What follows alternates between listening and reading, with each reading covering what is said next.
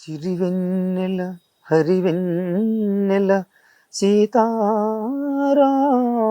వెన్నెల పాటకు మాటల వెన్నెల మాటకు మల్లెల వెన్నెల వెన్నెల చిన్నెల వెన్నెల సిరివెన్నెల హరివెన్నెల సీతారాముని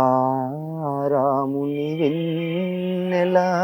బా, ఎంత సత్యమే బాబు, కరెక్ట్గా వచ్చింది పాట సంగతి. హలో, నమస్తేనా, ఏడుండవా?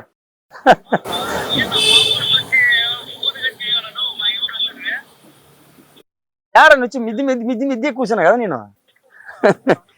రా రా రా, ఏం బాగా చీకటి పడి చలి పెడుతుంది. ఏం బతుకులలా కొట్టలే పోయినాము లైటింగ్, ఇప్పుడేం కొట్టొద్దా? ఇంకా ఎట్లా నడుస్తుంది నా లైఫ్? సాగుతుంది అట్లా. ఏమేం చేస్తున్నారు ఇప్పుడా ఇంక పేర్లు పెట్టలు ఒకటి ఉంది, గాచారం గత్తర్లు అయిపోయింది అని ఒకటి తెలంగాణ బ్యాక్డ్రాప్లా. ఇప్పుడు జై పాతాళ భైరవి అని మన తిరువీరు హీరో అయ్యిండ్లా ఇప్పుడు, మసూదా హీరో, మనోడు హీరోగా అవుతుంది ఒకటి. బటర్ఫ్లై సినిమా డైరెక్టర్ సతీష్ గారు ఉన్నారు కదా, ఆయన డైరెక్షన్. ఇట్లా ఉన్నాయి పేర్లు పెట్టని కొన్ని ఇట్లా ఇంక కమిట్ అయినవి, ఇంకా మనం అవ్వాల్సింది ఇంకా పరపరవేలు అవ్వలేదు కదా, మనం చెప్పడానికి బాగోదు. నాకు కొన్ని డౌట్లు ఉన్నాయి, ఈరోజు మొత్తం అడిగేస్తా. అసలు వ్యవసాయ కుటుంబంలో పుట్టినానన్నావు, అసలు సినిమాల్లోకి రావాలని అప్పటి నుంచి ఉండిందా, లేకపోతే మధ్యలో నీకు అనిపించిందా, లేకపోతే నాయన అమ్మ వాళ్ళ ఆ బ్యాక్గ్రౌండ్లో ఏమన్నా నాటకాలు ఊర్లో ఏమన్నా కొంచెం ఆ సినిమా రంగానికి సంబంధించి అంటే నాటకాలు ఆ బ్యాచ్ ఏమన్నా టచ్ ఉందా, ఎట్లా? ఊర్లో అప్పుడప్పుడు శివరాత్రికి వేసేది నాటకాలు. ఊర్లో అందరూ శ్రమజీవులు కదా, నేను కాదు. ఊర్లో వాళ్ళు వేసుకుని, నేను ఇంత బొడ్డోడు నిక్కరేసుకున్న టైంలో మన వయసు వాళ్ళు నాటకాలు ఆడేది, ఇంకా పెద్దోళ్ళు ఆడేది. సంవత్సరానికి ఒకసారి తీసేది బాలనాగమ్మ అట్లాంటి నాటకం, మైలు పకీరేది. ఈ రాత్రి ఈ వేళప్పుడు భోజనానికి ఇంట్లో కూర్చుంటాం కదా, కూర్చునే టయానికి వాళ్ళందరూ పని చేసుకుని వచ్చిన వాళ్ళు హార్మోనియం ఇట్లా కూర్చొని వాళ్ళు రిహర్సల్ చేసుకోవడం, కొడితే పరిగెట్టేది. నేను తిండే మానేసి తెలియదు, ఆ సౌండ్ ఎందుకో బ్రెయిన్లు పడిపోయింది. అట్లా తిరుగుతూ ఉంది. వాళ్ళు ప్రాక్టీస్ చేస్తూ ఉన్నప్పుడు చూసేది కదా, ఇలా చూస్తున్నప్పుడు స్క్రిప్ట్ అంతా బయట అయిపోయింది. వాళ్ళందరూ మాట్లాడుతున్నాయి విని స్క్రిప్ట్ ఎవరైనా మర్చిపోతే కింద చెప్పేసేది, ఎవడు గమ్మత్తున్నాడు అని చూసేదాన్ని. నీకు ఎలా తెలిసిందిరా అంటే, మీరు రోజు మాట్లాడుతూ ఉంటే విని నాకు వచ్చేసిందండి స్క్రిప్ట్ అన్న, ఇంకెవరు అవసరం లేదు, ఇది పెట్టుకుంటే అయిపోద్ది. నేను పిల్లప్పుడే అంటే విని వచ్చేసింది మనకు. అలా అది అలా కొట్టిందేమో చూసి అట్లా. మాయిల్ ఫకీర్ వేషం వేసింది భీమసింగ్ భాస్కర్రావు గారు అని, ఆయన కరపని చేసేది. ఇంట్లో ఆయన సినిమా లేకపోతానంటే నాకెవరు అడ్డం లేదు, ఎక్కడ కాలం అలా తీసుకెళ్తుంది, వచ్చేస్తాను ఎక్కడైతే అక్కడ వెళ్తున్నాను. అలాగే అటు ఎల్లకంచి ఇప్పిన వాళ్ళు లేరు, ఇంత తెచ్చి అడిగిన వాళ్ళు ఈ రోజుకి ఎవరు లేరు, భగవంతుడు దయ వల్ల. అమ్మ నాన్న అట్లా తీసుకెళ్ళారు, చెల్లెళ్ళు, అడ్డు లేదు అంతే. అదేదన్నట్టు సినిమాలు ఎవరు ఉన్నారా పాత వాళ్ళు మన ఇంట్లో ఎవరు అంటే, ఆయన సినిమా వేరే ఉంది, ఎందుకు వచ్చాను ఎక్కడికి వెళ్తాను తెలియకుండా తిరుగుతూ ఉండి ఇక్కడ లాక్ అయిపోయింది. ఇట్లా ఎప్పుడు వచ్చినావునా సినిమాలకి రావాలని చెప్పి హైదరాబాద్ వచ్చి 20 ఏళ్ళు అయిపోతుంది. ఎట్లా ఫస్ట్ ఊరికే 10th రాశాను, అది అన్ని జంపులే, ఇంట్రెస్ట్ పోతా ఉంది, వదిలేస్తాను వదిలేస్తాను. అక్కడ నుంచి రైలు ఎక్కి హైదరాబాద్ దిగినాక ఇద్దరు కుర్రాళ్ళు అక్కడ మన ఊర్లో ఫ్రెండ్స్ లాగా పరిచయమైన ఫ్రెండ్స్లో వాళ్ళిద్దరు, మళ్ళీ పెద్ద దోస్తాను కదా వాళ్ళు. వచ్చినప్పుడు ఇక్కడికి నేను వేరే పని మీద వచ్చాను, వాళ్ళతో పాటు వచ్చాను కదా, నా పనికి వెళ్తే వాళ్ళకి పని దొరకలేదు, వాళ్ళతో పాటు కొన్నాళ్ళు ఉండి తర్వాత మన పనికి వెళ్దాం, ఒంటరి అయిపోతాను నాగే. అది కొట్టింది, జల్ల కొడితే ఇక్కడ పడ్డా. అది దెబ్బ కొట్టి మనకి ఇది రాసి పెట్టుంది, లేకపోతే అటు వెళ్ళిపోయే వాళ్ళం మేము. వాళ్ళ దగ్గర ఇరుక్కోనని కొన్ని. అక్కడికి వచ్చిన తర్వాత ఇంతకుముందు మెడికల్ చేశానని ఇంతకుముందు ఎవరైనా మీరు వినే ఉంటారు. ఆ ప్రయాణం అయిపోయిన తర్వాత అది కూడా ఇంట్రెస్ట్ లేక వచ్చేసాను ఇక్కడికి. వచ్చిన తర్వాత యూసఫ్ కూడా మనకి కృష్ణకాంత్ పార్క్ ఉంది కదా, ఆ బ్యాక్ సైడ్ రెహమత్ నగర్ ఉంటుంది, అక్కడ ఒక ముస్లిం అయిన పెద్ద మెడికల్ షాప్ పెట్టుకున్నారు. ఆయన అమ్మేసి నేను ఇంకా వేరే వ్యాపారం చేసుకుంటానని ఆయన చెప్పాడు నాకు ఎందుకు చెప్పాడు అంటే, అక్కడ ఇక ఏదో పని చేయాలా, మరి మెడికల్ పని ఇంట్రెస్ట్ లేదు కదా, మనం బ్రతకాల, ఏం చేద్దామని ఆలోచన చేస్తే మెడికల్ అతను వచ్చి అప్పటికే ఏవో 2-3 మాత్రలు ఇక్కడ బాగలేదు, ఎవరు వచ్చారంటే ఒకటి 4-5 ఏళ్ళు అనుభవం ఉంది కాబట్టి ఎవరికి ఇంజక్షన్ చేసేయడం, మందులు ఇవ్వడం చూసేది ఆయన. నాకు ఈ మందులే కావాలి, ఆ మందులు లేకపోతే తెప్పించేవాళ్ళు, కానీ లేబర్ వాళ్ళు వీళ్ళకి మాత్రం మందు మార్చుకొని చెబితే సరే నన్ను అన్నాడు ఆయన. అది కొన్నాళ్ళు చూసిన తర్వాత ఆయన నేను షాప్ తీసేస్తున్నాను, మీరు రన్ చేస్తారంటే పెట్టుబడి అంతా నాది, వచ్చిన షేర్ లాభాల్లో మీది సగం నాది సగం నడిపిస్తారా అన్నాడు ఆయన. నాకు ఇసుకొచ్చి వచ్చానండి, నాకు ఇంట్రెస్ట్ లేదని వచ్చేసాను. ఆయన మంచి ఆయనే, అంటే పెట్టుబడి అంతా పెట్టి డబ్బులు మనకి ఇవ్వడం ఏంటి, ఇంట్రెస్ట్ లేక వదిలేసిన తర్వాత మరి బ్రతకాలు ఏం చేద్దాం మరి అన్నప్పుడు ఇక పని చేద్దామని ఈ బిల్డింగ్ పనులు అటుకిటికి వెళ్ళాను. వెళ్ళి బిల్డింగ్ పనులు చేసినావా? ఏం పనులు? ఈ బిల్డింగ్ కట్టే దగ్గర నుంచి, గుంతలు తవ్విన దగ్గర నుంచి కాంక్రీట్ వేసి మేస్త్రి పనా? అన్ని రకాల పనులు, ఇంకా మేస్త్రి పనులు అన్ని చేసుకునేది. అది చెయ్యాలని కాదు, బ్రతకాలని చేశాను అంతే. హాయిగా బతుక్కొని చేసుకోవాలనుకుంటే, మనకు అది వద్దు అనుకుంటే మెడికల్ పని ఉంది చక్కగా ఇక్కడ ఉంది, వదిలేసాను. అది వద్దండి అన్నాం. సో ఇది రాసి పెట్టి ఉంది ఇలాగా, అందుకని మెడికల్ వదిలేసి బిల్డింగ్ పని చేసి వచ్చాను. ఆయన బ్రహ్మాండంగా దేవుడా తీసుకొని ఆయన మొత్తం నాదే, నువ్వే మళ్ళీ మన ఊరు కాదు, హైదరాబాద్ లో ముక్కు మొహం తెలియదు అని నమ్మి నీ చేతిలో పెడితే నాకు వద్దని చెప్పి బిల్డింగ్ పనికి పోతుంది. అది పోయి అలాగే చేస్తున్నప్పుడు ఇక్కడ ఇంటర్వ్యూలు పడ్డాయి అని అంటే, ఇంటర్వ్యూలు సెలెక్ట్ అవ్వడానికి వెళ్ళినప్పుడు, దానికి వెళ్ళడానికి ముందు ఈ పనులన్నీ చేస్తాం. ఫస్ట్ ఎక్కడ ఎవరు ఆపర్చునిటీ ఇచ్చింది? యాడికి వింటు ఎట్లా సెలెక్ట్ అయినావు? ఏం లేదు, థియేటర్ ఆర్టిస్ట్ చేసిన థియేటర్ ఆర్ట్స్ చదవలేదు కానీ 12 ఏళ్ళు గురువు గారి దగ్గర శిష్యరికం చేసి ఇక్కడ ఉన్నారు. ఎవరునా? దీక్షిత్ గారు అని మురారి సినిమాలో ఒక గడ్డం వేసుకుని ఆయన ఉంటారు, పంతులు. ఇప్పుడు జరుగుతుంది అప్పుడు జరుగుతుంది చెప్తారు కదా, ఆయన దగ్గర చదువుకున్నాను. ఆయనతో పాటు ఇప్పుడు వాళ్ళ పేర్లు చెప్పుకుంటే నాకు ఇంకొక మేలు జరుగుతుంది. ఎవరంటే బొర్రా సాయిమా దగ్గర ఉన్నారా, వాళ్ళ నాన్నగారు బొర్రా సుబ్రహ్మణ్య శాస్త్రి గారు, ఆయన దగ్గర కూడా కాస్త చదువుకున్నా. చాట్ల శ్రీరాములు గారని, వెంకటేష్ గారికి, నాగార్జున గారికి చదువు చెప్పారంట ఆయన. సో అదృష్టం బాగుంది, దీక్షిత్ గారి దగ్గర పడ్డం వల్ల అలాంటి వాళ్ళతో పడ్డాను. వాళ్ళతో కొన్నాళ్ళు ప్రయాణం చేశాను కాబట్టి ఎంతో కొంత మాటకు కాస్త అలా చెక్కడం ఏదో జరిగింది మనకి. అలాగే ఈరోజు ఇక్కడ దాకా తీసుకొచ్చింది. ఓకే, ఫస్ట్ సినిమా అవకాశం ఏదైనా ఏ సంవత్సరమో 2012 ఎట్లా వచ్చింది?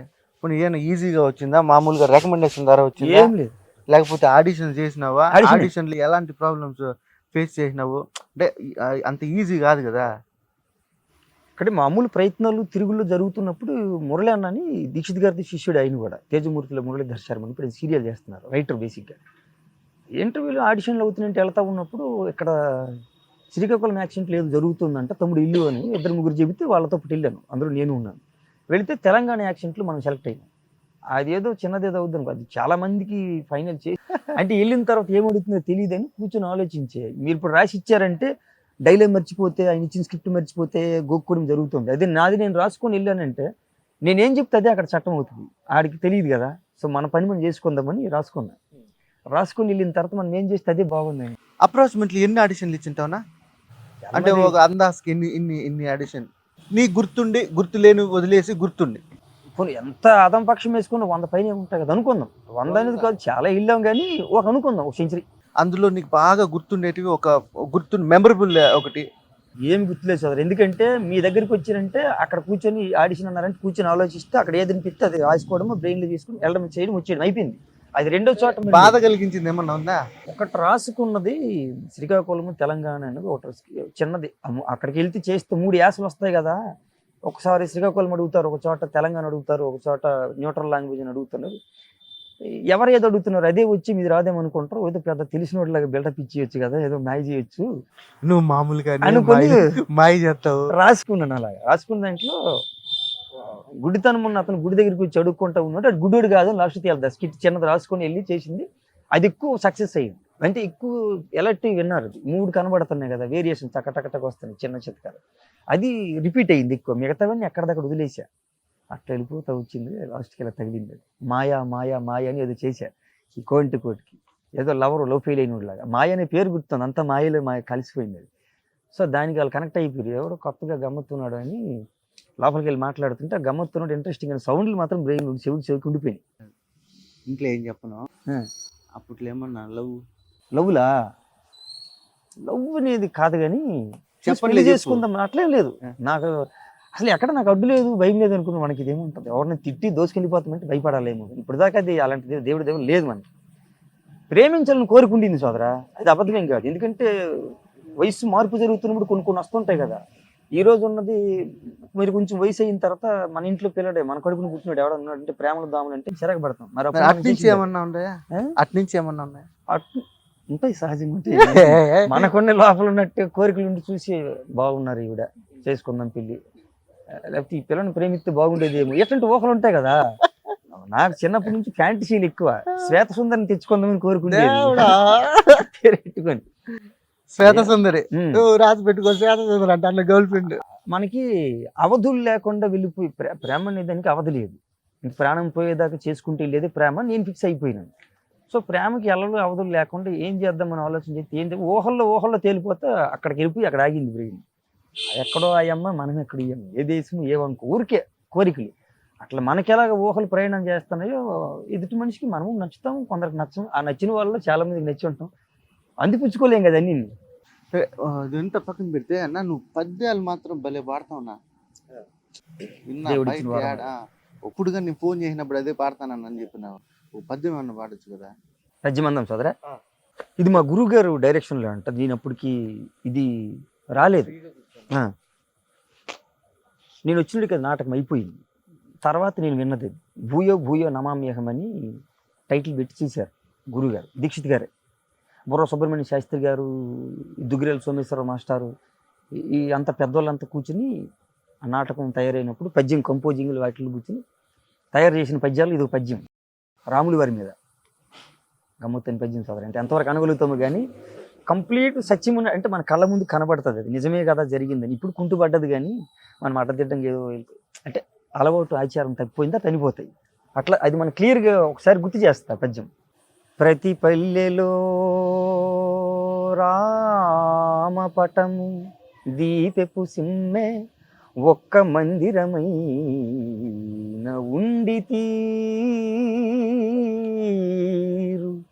శ్రీరామ చుట్టక చిన్ని చీటీనైనా లిఖింపలేడిట్టి లేఖకుండు ప్రతి పిండ్లి శుభలేఖ పైన సీతారామ వైవాహిక శ్లోకవాణియుండు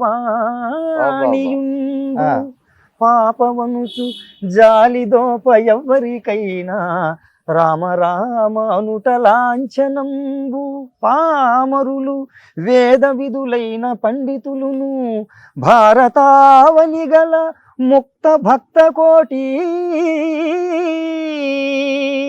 రామనామము తారక నామమనుచు భజనలొనరింత్రు ప్రాక్తన భవము తొలగా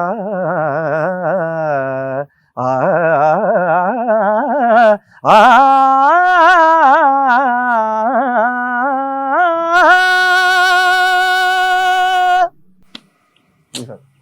మాటలు లేవునా. రాములు గారి మాట ఇది. సూపర్ నా, భలే బాగున్నాను. లెక్క సోదరు అదే ఆ మహానుభావుల దగ్గర మనం పడ్డం, ఆ రెండు మొక్కలు అబ్బడం, తల్లిదండ్రుల పుణ్యం అని ఎంతవరకు సాగుతుంది. ఫస్ట్ ఏం సినిమానా? కోంటి కోటి సోదరు శరవణ ప్రొడ్యూసర్ కోటి సినిమా. పెద్ద వేషం, పెద్ద వేషం అన్న. సినిమా నిండు ఉంటుంది. ఎన్ని సంవత్సరాలు అవుతున్నాయి ఇప్పుడు సినిమాలోకి వచ్చా? 2012 మొదటి సినిమా. అప్పుడు 2012, 24 కదా, 14 12 ఏళ్ళ. 12 ఏళ్ళు. కానీ ఏ సినిమా ద్వారా నీకు బాగా గుర్తింపు వచ్చింది? పేరు వచ్చింది. అన్ని సినిమా మనకి ఇచ్చినవన్నీ మంచి పేరు వచ్చింది. మంచి వేషం పడింది. కానీ ఊపు మీద వెళ్ళిన సినిమా అంటే RX-100 బాగా పేరు వచ్చింది. అంటే 10 సినిమాలు తీసుకొచ్చి ఇబ్బంది తగ్గి అంటే ఏంటంటే రెగ్యులర్గా ఆ గతంలో కాకుండా స్పీడ్ పెంచింది కొంత. మనకు ఇప్పటిదాకా తీసుకొచ్చింది మంగళవారం దాకా. మంగళవారం సినిమానా చూసిన లాస్ట్ వరకు. లాస్ట్లో కళ్ళు ఉన్నాయి అనేది ఒకటి రివీల్ అవుతుంది. ఎవరు చూసినారా ఈ మర్డర్ కేసు అంతా, లక్ష్మి ఎవరు ఆయమ్మ అంటే చూస్తే లాస్ట్లో చూపించినా అప్పటి వరకు ఎవరు ఎక్స్పెక్ట్ చేయరు నా క్యారెక్టర్. ఇవన్నీ పక్కన పెట్టేస్తే పండగ ఎట్లా చేసుకునేవారు మీరు? అయితే ఎక్కడైనా ఎట్లా ఉంటుందా మామూలుగా అటు సైడ్ అనేది ఏం లేదు, ఎక్కడ ఉంటే అక్కడే పండగ తయారైపోయింది నాకు. చక్కగా వెళ్ళి సరదా. సంక్రాంతి ఎట్లా చేసుకునేవారు? సంక్రాంతి మనకు బాగుంటుంది సార్. సంక్రాంతి అంటే ఇంట్లో 4-5 కూర్చుని పండగ చేసుకుంటాం అనేది లెక్క ఉంటుంది. కానీ పండగ అంటే ఊర్లో నేను చూసిన లెక్క ప్రకారం వేసినోడిది పండగ అంతే. ఆడు అంటే సరదాగా అనుకున్నప్పటికి కూడా ఆడు వేసి ఎక్కడ డొల్లుతాడు ఏం చేస్తాడో తెలియదు. ఊళ్ళు మరీ ఎంత ఇలా ఉంటుంది. కానీ పడి ఉంటే ఆడిని మోసుకొచ్చినప్పుడు ఆడిదిరా సుఖం, ఆడిదిరా పండగ అనేవారు ఊళ్ళో. ఇక ప్యాకాడినోళ్ళు ఉంటారు, లాటరీలు ఉంటాయి కదా, అవే మనకు సరదా పిల్లప్పుడు చూసుకుని. అన్నీ పెద్దోళ్ళకి బాధ్యతలు, వచ్చిన అల్లుళ్ళకి, అన్నదమ్ములకి, అక్కచెల్లకి వెళ్తా వాళ్ళు తెచ్చిన సరిపోతుంది. అక్కడ సరిపోతుంది. వాళ్ళకి పండగ ఉండదు, నెత్తి నిండా బరువే. అయితే అందరూ కూర్చుని మాట్లాడుకున్నప్పుడు ఆ కష్టం మరిపోయి సరదాగా వంటలు వార్పులు ఉంటాయి కదా, ఆ పొలం పనుల మీద అయిపోయిన తర్వాత ధాన్యపు రాసులు తేవడాలి, అది ఒక వైభవం. అందరం వేరు ఉంటుంది, అందరూ కళకళలాడుతూ ఉంటారు. ఎక్కడెక్కడో పనులకు వెళ్ళిపోయిన వాళ్ళు, దేశాలు వెళ్ళిన వాళ్ళు ఒకేసారి దిగుతారు కదా, అంత కొత్తగా ఉంటుంది. అంతా ఎక్కడి నుంచి వచ్చాడు, అయ్యో బాగున్నావా బాగున్నావా బాగున్నావా ఏమే అంటా ఉంటే సౌండ్ 3 బాగుంది. రోజుల పండగేనా మీరు కానీ చేసుకునేదా? ఏ సోదరా 3 రోజుల పండగేనా? మరి కూడా 3 3 రోజులు ఆ. 3 రోజులా? 4 రోజులు ముక్కను అంటారు కదా, అది పెద్ద పట్టింపు ఉండదు అవును. మనకి. 3 రోజులు కనుమ రోజే గట్టిగా. ఇక భోగి రోజు అంటే తిరిగి ఏటో ఆడతారు. సంక్రాంతి రోజే ఇక దండాలు గిన్నెలు పెట్టుకుంటారు. కనుమ రోజే ముక్క సుక్క అవన్నీ ఇట్టుకునే వాళ్ళందరూ సరదాగా తుల్లుతారంటే అదే. మిగతా అంతా మామూలు పండుగలు జరుగుతుంటాయి. మనకు పెద్ద పండుగ అది మా దిక్కు. ఎందుకంటే పెద్దలకు ముద్దేసేది పెద్ద పండుగ అంటారు. మన పితృ కార్యాలు ఉంటాయి కదా, అలాగా తాతలకి వాళ్ళకని జంగమైలు వచ్చి పొగుడ్డ. సినిమాలోకి రావాలని ఇన్స్పిరేషన్ ఎవరైనా ఉన్నారు? ఎన్టీఆర్. ఎన్టీఆర్. ఇన్స్పిరేషన్ అని కాదు కానీ ఎందుకు ఫస్ట్ టైం ఆ సౌండ్ ఉండిపోయింది. ఆ రామారావు గారి గొంతు ఆ రూపం వాళ్ళకి కట్టేసింది. అది అది బహుశా ఏమో తెలియదు. మొట్టమొదటి సినిమా అయింది చూశానేమో చిన్నప్పుడు. అభిమానం అభిమానం ఎంత అంటే ఇక అక్కడి నుంచి కొనసాగింది. రామారావు గారు, ఎన్టీఆర్, బాలకృష్ణ గారు, ఎన్టీఆర్ అంతా అంటే కుటుంబ వాతావరణం అది అంతా ఉంది. నందమూరి వీరాభిమానులు అంటారు. అట్లాంటి వాళ్ళు మనం ఒకరం అవుతున్నాం. ఎక్కువ బాగా చూసింది ఆయన్నే, రామారావు గారిని. ఏ వేషం వేసినా కథలకు ముండిపోయేది. నువ్వు ఇండస్ట్రీకి వచ్చిన తర్వాత ప్రతి ఒక్కరు కొంచెం స్ట్రగుల్స్ ఫేస్ చేస్తారు నా స్టార్టింగ్ లైఫ్లో. మీరు కొంచెం పన్నారు ఇందాక చెప్పినట్టుగా. అక్కడ ఇక్కడ లైఫ్ తాపి పని చేయడం కానీ, పెయింటింగ్ వర్క్ చేయడం కానీ ఇట్లా. సో బాగా బాధకరం. ఈ నిరన్నాకి కర్మ వెళ్ళిపోదామా, అవసరమా మనకి అన్న ఒక స్ట్రగుల్. అంటే ఒక డే అనేది ప్రతి ఒక్కరికి ఒక రోజు ఉంటుంది, చిరాకు తెప్పించిన రోజు. అవసరమా నాకు ఇది అని. అట్లాంటివి ఏమన్నా ఉన్నాయి? మనం వయసు సరిపోదేమో మాటకి. నేను చెప్పడానికి నా వయసు ఇప్పుడు సరిపోదేమో సోదరు. కాకపోతే చిల్లరగాను అల్లరగాను ఏదో ఒకటి చిలిపి చేష్టలు ప్రతి మనిషి జీవితంలో ఉంటాయి కదా. పిల్ల వయసులో పెరుగుతున్న కొద్దీ 15 ఏళ్ళు వచ్చే వరకు రకరకాల రాజకీయాలు తీసుకుని వెళ్ళానంటే ఊరికే అల్లరి చిల్లరి చెట్లు, ఈ చెట్టుకి ఆ చెట్టు మీద దొంకడం, ఇట్లాంటివన్నీ ఎవరికి తెలియదు. అంత అల్లరిగా తిరిగేవాడు. నూతుల్లో దుంకి లోపలికి వెళ్ళి ఏవి తీసుకురావడం. అంటే ఒక వాచి పడిపోయిన దూకి తెచ్చేది వాచి. ఈ నూతిలో ఇంతవరకు ఎవడెళ్ళి ఆ బావిలో తేలేదురా అంటే మనకు మండేది. వాచి పడిపోయిందంటే చూసి దూకి, వాచినో అంటారు వేరే అది పడిపోయి ఉంటాయి. పిల్లకాయలు మనం ఎవరిదో పడిపోయి ఉంటుంది, సర్ఫ్ సబ్బులు విన్నాం చెవులు పడింది. ఎవడు తేలేదా? ఈ ఒక్కను ఎవడో వదిలేశాడంట. అన్ని ఊర్లో బావిలన్నీ తిరిగాడు, దూకాడు, తెచ్చేసాడు. చెరువులు ఈ చివరి మునిగితే ఆ చివరికి వెళ్ళిపోయేవాడు. ఈ మీద ఎవరు టచ్ చేయలేదని అంటే మనకు మండుతుంది. తెలియకుండా లోపల ఉండేది. వాళ్ళు వెళ్ళిపోయిన వెంబడి దూకేసి తెచ్చేసేది. అంటే ప్రయత్నించి సఫలం అయిపోయింది. అట్లాంటిది ఓలుడు ఇది విడదే దూకి తీసుకొచ్చేయడం. అది వెళ్ళి నిక్కరు, స్కూల్ యూనిఫామ్ నిక్కర పడిపోయింది. అది పిల్లల నుయ్యి దగ్గర నేల నుయ్యలు ఆడతాం, నిక్కరేసి తేరా అంటే ములిగిన దాకా ఉండి ఒకటి దుంకేది. ఆడికి అందుబాటులోకి రాలేదు. అది ఆడు దేవిదేవి వచ్చాడు. లోతు నుయ్యలు కదా, అదృష్టవశాత్తు మనం దూకి వెళ్ళిన తర్వాత మనకే దొరికేది అది. దానివల్ల మనం వీడన్నింటిలో ఈడే నెంబర్ 1 అన్నట్టు అయిపోయింది. దుంబాలు అంటారు అక్కడ. అల్లరి ఎలా తిరిగినవాడు. క్రికెట్ బాగా ఆడేవాడిని. ఈ పాటలు ఇలాగ అంట చదువు బంగారులో గబ్బింది. ఇక ఎక్కడుండి మనకు ఆ వయసులో ఏముంటాయి, ఇంకా పొలం గట్టులు తిరగడం, అల్లరి చిల్లర చేయడం, ఆ పొలం గట్టులకు వెళ్ళిపోయి చిక్కుడుకాయలు పేజికాయలు ఉంటాయి కదా, పిక్కు తినేయడం, వెళ్ళిపోవడం. పిల్లలు ఆ పొలం ఎవడదో వాడినే మధ్యలో కాపలు పెట్టి నేను పీకి అంటే ఈ చల్లర పిల్లలు అందరం చేసేది. ఈ బ్యాచ్కి ఎవడు లీడంటే మన పేరు వచ్చేది. ఎవడైతే చేసినా మనకు ఉండదు. ఆ బ్యాచ్లో ఎవడ చేసినా తప్పక భరించాల్సి వచ్చేది.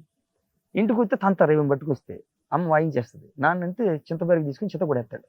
సో ఇంటికి ఒక వస్తువు వచ్చేది కాదు. ఎందుకంటే ఎక్కడదంటే సమాధానం ఉండదు కదా. సో అక్కడ దాకా తెగిపోయేది, ఇంటికి వచ్చేది కాదు. అలాగా ఇంటి దాకా ఏది రాకుండా ఎన్ని చేసినా నడిచిపోయినాయి అలాగా. కాబట్టి ఇంటికి ఏం తెలదు. ఈ ఫ్రెండ్ సర్కిల్ అక్కడ అంటే అందుకే ఎవడ చేసినా ఆడి బ్యాచ్ అనేది, వాళ్ళతో పాటు ఉన్న బ్యాచ్ ఆడ ఇంకెవరు ఉంటారని ఎవడ చేసినా మన మీద. అయితే అమ్మకు తెలిసిన తర్వాత ఒకసారి ఏదైనా అయిపోయింది. కారణం ఏంటంటే చెప్పిన ఇలాగా అక్కడ జరిగిందని. నీవే పేరు వచ్చినావు కదంటే అవునమ్మా చెప్పకు, వదిలే, భరించాను. ఆ మనుషులను వదిలే, లేకపోతే మాటైన పడాను. అది ఫిక్స్ అయిపోయా. మాట మనం చేసిన పనికి ఎవరు చేసినా ఎందుకు చేసినా లైవ్లో దొరికింది మన పేరే కాబట్టి మనం తప్పక భరించాల్సింది. వాళ్ళ పేర్లు ఇంక బయట పెట్టొద్దు అన్నదాన్ని. ఎవడ కారణమైనా కానీ నువ్వు దొరికి నువ్వే, ఇంకా వాళ్ళతో కలవడం మానేది. ప్రతిసారి నువ్వే దొరికినా ఎవడ చేసినా పేరు మంద, ఎవడేం చేసినా. కాకపోతే సూత్రధారి మనమే ఎక్కువ ఉండేది కాబట్టి అన్నింటిలో మనకు పడిపోయేది. మనం లేనప్పుడు జరిగిన మన మీద పడేది. అట్లా సాగిపోయి ఎక్కడ బ్రేక్ పడిపోయింది కానీ అవన్నీ పక్కకి వెళ్ళిపోయింది, ఇక్కడ నుంచి పడిపోయింది. లేకపోతే రకంగా తిరిగేసాను అలాగా.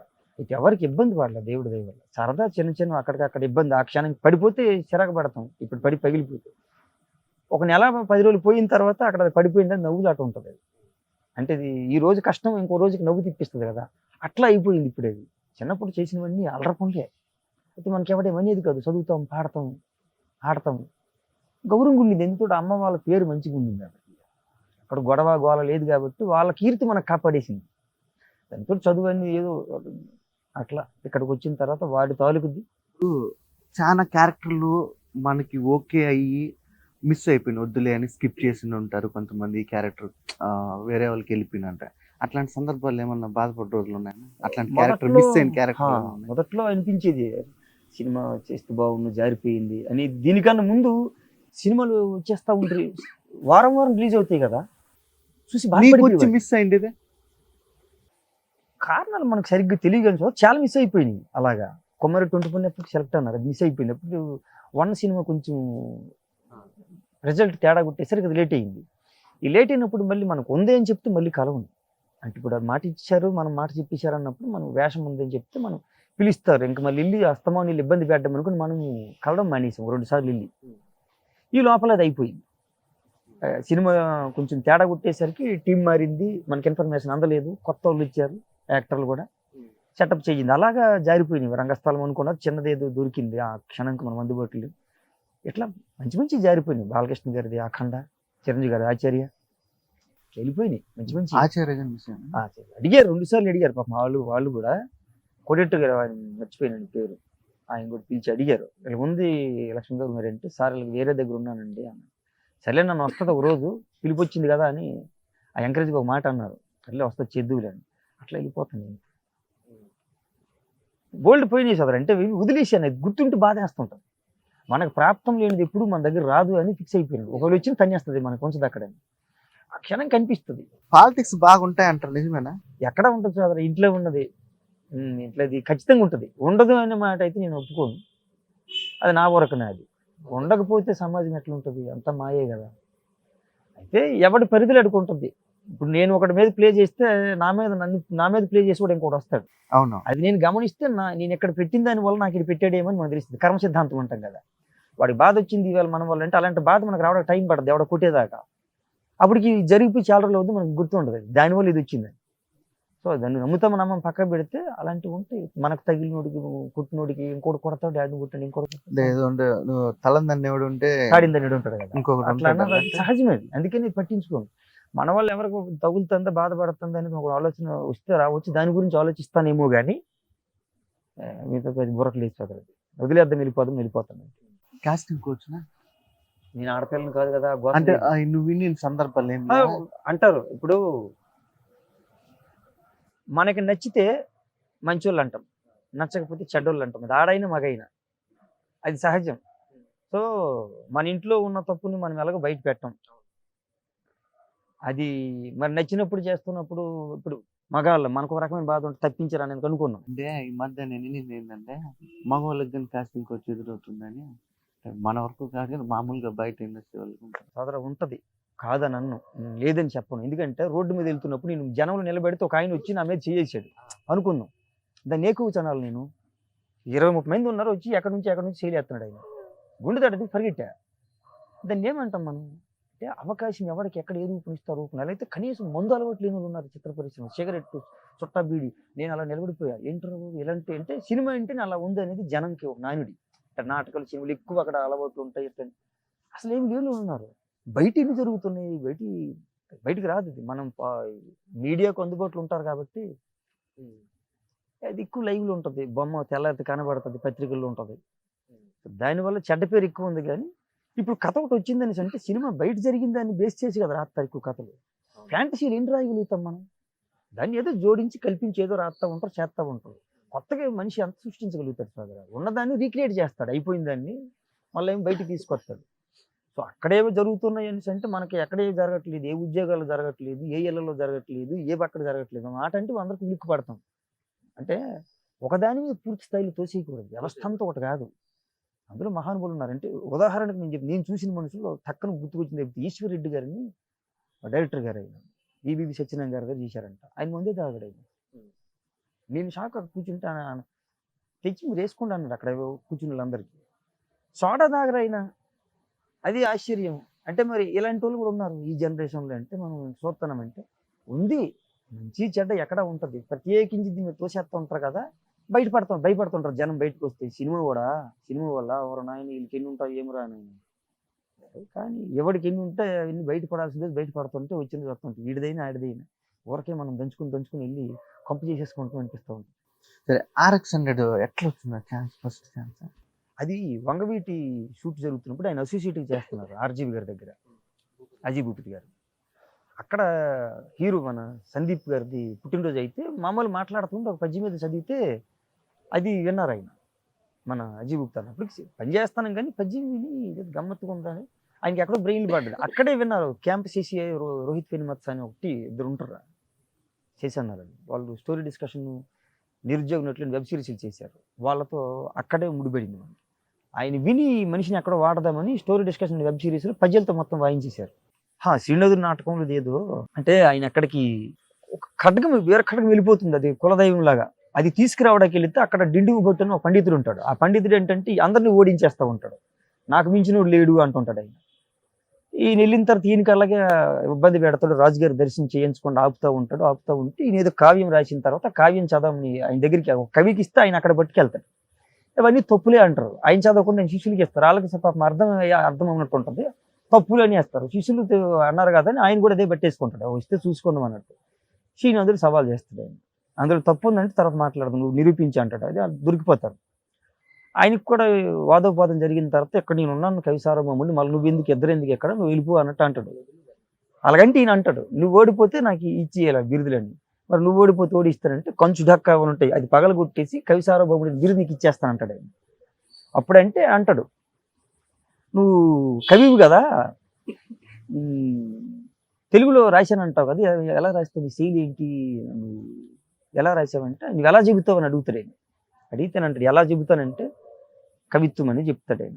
నేను ఎలా చెబుతానండి, అవి మనం పద్యంలోకి వెళ్ళిపోతే పద్యం అయిపోతుంది, కానీ దానిలో పాదాల్లో ఉన్న లోపలే ఉన్నాయి గమనిత్తు కనుక మొత్తం చాటి చెప్పుకుంటాడు ఆయన.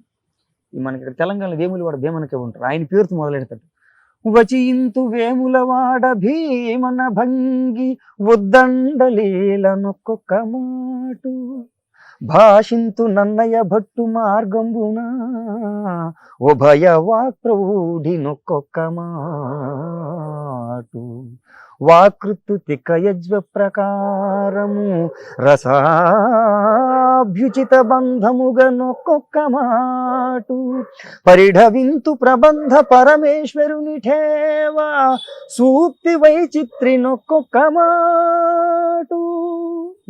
మరి నీ భాషా శైలి అంటాడు, ప్రౌఢి పరికింప సంస్కృత భాషయందు, తెలుగుది ప్రౌఢి చూస్తే సంస్కృత భాష అనుకుంటారట.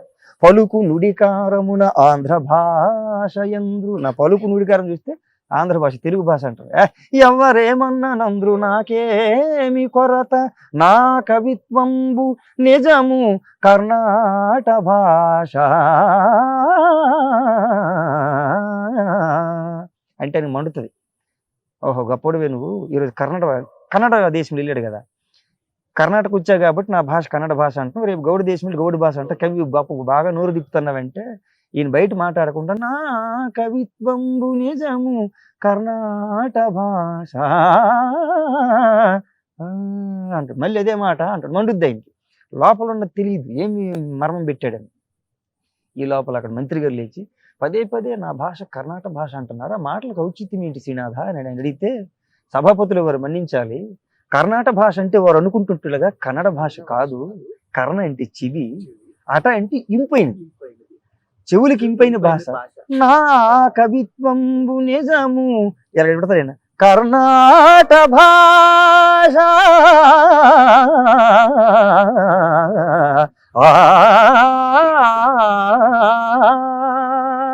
అది మర్మం చూడండి. అంటే మన భాషలో ఇన్ని సొగసులు ఉన్నాయి, ఎంత గొప్పగా ఉంది.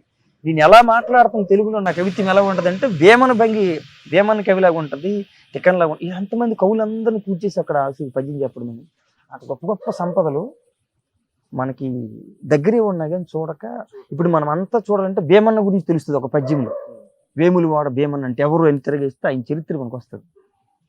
చూడండి ఎన్ని గమ్మత్తులు ఉన్నాయి ఆ పద్యంలో, ఎంతమంది పేర్లు చర్చించాడు ఆయన, ఎంత చరిత్ర మాట్లాడేశాడు మనకు తెలదాయి. అది అందరు చదివాను, అవన్నీ చూస్తే మనకు తెలియకుండా వచ్చేస్తుంది అన్నీ. మనకి ఇప్పుడు ఈ అంటే మనం బాగా గమనిస్తే సోదరా, మనకంత బుర్రలు పెట్టం, మనకంత లేదేమో బహుశా. లేని పక్షాన్ని ఇలాగ అయిపోతుంది. చెప్పేవాడు ఉన్నా మనం వినే ఓపికలు లేవు. ఇప్పుడు ద్రావిడ ఉత్కల వంగ మనకి మనకి మన రోజువారీ పాడుకునే మన దేశభక్తి గీతాలు ఎట్లా ఉంది కదా, అది అలాగ పెడితే మన మన దేశంలో ఉన్నవన్నీ ముక్కలన్నీ వచ్చేస్తాయి. అన్నీ ఉంటాయి, మనకు నోటికి రాదు, అడిగితే చెప్పలేము. అది ఒకసారి మననం చేసుకుంటే అన్నీ వచ్చేస్తాయి. అలాంటి బోలెడు ఉన్నాయి మన దగ్గర, మనకు తెలదు. తెలియకపోవడం వల్ల వెనకబడిపోయింది, మన భాష వెనకెళ్ళింది, అన్నీ తగ్గినాయి. తెలుగు అంటే చులకన అయిపోయింది. మనం ఇప్పుడు ఎక్కడ బయటికి వెళ్తామంటే తెలుగు అంటే మనకు సిగ్గుపోతుంది. కనీసం హిందీ రాదా అన్నట్టు ఉంటుంది. ఎంత హేయము నీచంలో ఉన్నామంటే అలాగ ఉన్నాం. అది అక్కడ చూసి ఆయనకి పిచ్చెక్కి ఖచ్చితంగా పద్యాలతో నేను చేస్తాను సినిమాలో. ఆయనకు నచ్చింది. చాలా రోజుల తర్వాత పద్యాలు సినిమాల్లో లేవు, పద్యం పాడుకున్నట్టు ఉంటాడు. ఆ పద్యం అతనే పాడుకుంటే రేపు పొద్దున్న రికార్డులో ఒకటి చిన్న చెత్తుకుంటే అతని పాట అతనే పాడుకుని అతనే నటించినాడు అని ఒకటి ఉండిపోతుందని ఆయన ప్లాన్ చేసి పెట్టింది. ఆయన మనసుకి ఎలాగుంది, మనకి అలా దొరికింది, మన భాగ్యం అనుకోవాలి. కాదునా, ఇప్పుడు డాడీ క్యారెక్టర్ ఉందినా, డాడీ వాలీబాల్ ఆడుతా అంటే ఒక పాప వస్తే బాల్ తగులుతుంది. ఆడికి వేసింది డాడీ వెళ్ళిందని ఆయన ఎవరి పాపవి నువ్వు అని అడుగుతాడు. అడిగితే పలానా వాళ్ళ పాప నేను అంటే ఆయన కొంచెం డ్రీమ్స్లోకి ఆయన సాంగ్ ఒకటి వేసుకుంటాడు. అప్పుడు నువ్వు అంటాడు, నువ్వు పద్యం పాడుతావు ఆయన గురించి. ఆ పద్యం ఒకసారి పాడు. పొడుగు జడపాపకి నీకు పోలికొందే, అడుగులేసే నడక కూడా నీకులాగే తనకెందుకుంది, ఆ పెద్ద కళ్ళు ఈ సూటి ముక్కు ఒక్క తీరునే మంచిగొందే, వసంతవాడలో వసంతవాడలో విత్తనం ఎప్పుడేశావు గాని నేడు చెట్టై మొలిసింది. అందుకే ఎందుకో నాకెందుకో ఈ బ్రహ్మచారి డాడీ మీద అనుమానం ఉంది ఉందే ఉందే. ఎట్లుందినా ఎంతో వర్క్ ఎక్స్పీరియన్స్? బాగుంటుంది సోదరు, ఇబ్బంది ఉండదు. అయితే చెప్పి చేయిస్తారు, బాగుంటుంది. డాడీ క్యారెక్టర్ వర్క్ రాంకీ గారా చాలా బాగుంటుంది. అమ్మ ఎనర్జీ అయింది, సాంగ్స్ మంచి ఎనర్జీ. అంటే సరే సీనియర్ అయ్యారు, అతని మాటకి ఏదో అన్ని సెటప్లు బాగుంటాయి కాబట్టి అనుకోవచ్చును. కానీ లైవ్లో ఒక కొత్త మనిషి వచ్చినప్పుడు కొత్త మనిషిని జోసి నింపుతారు ఆయన.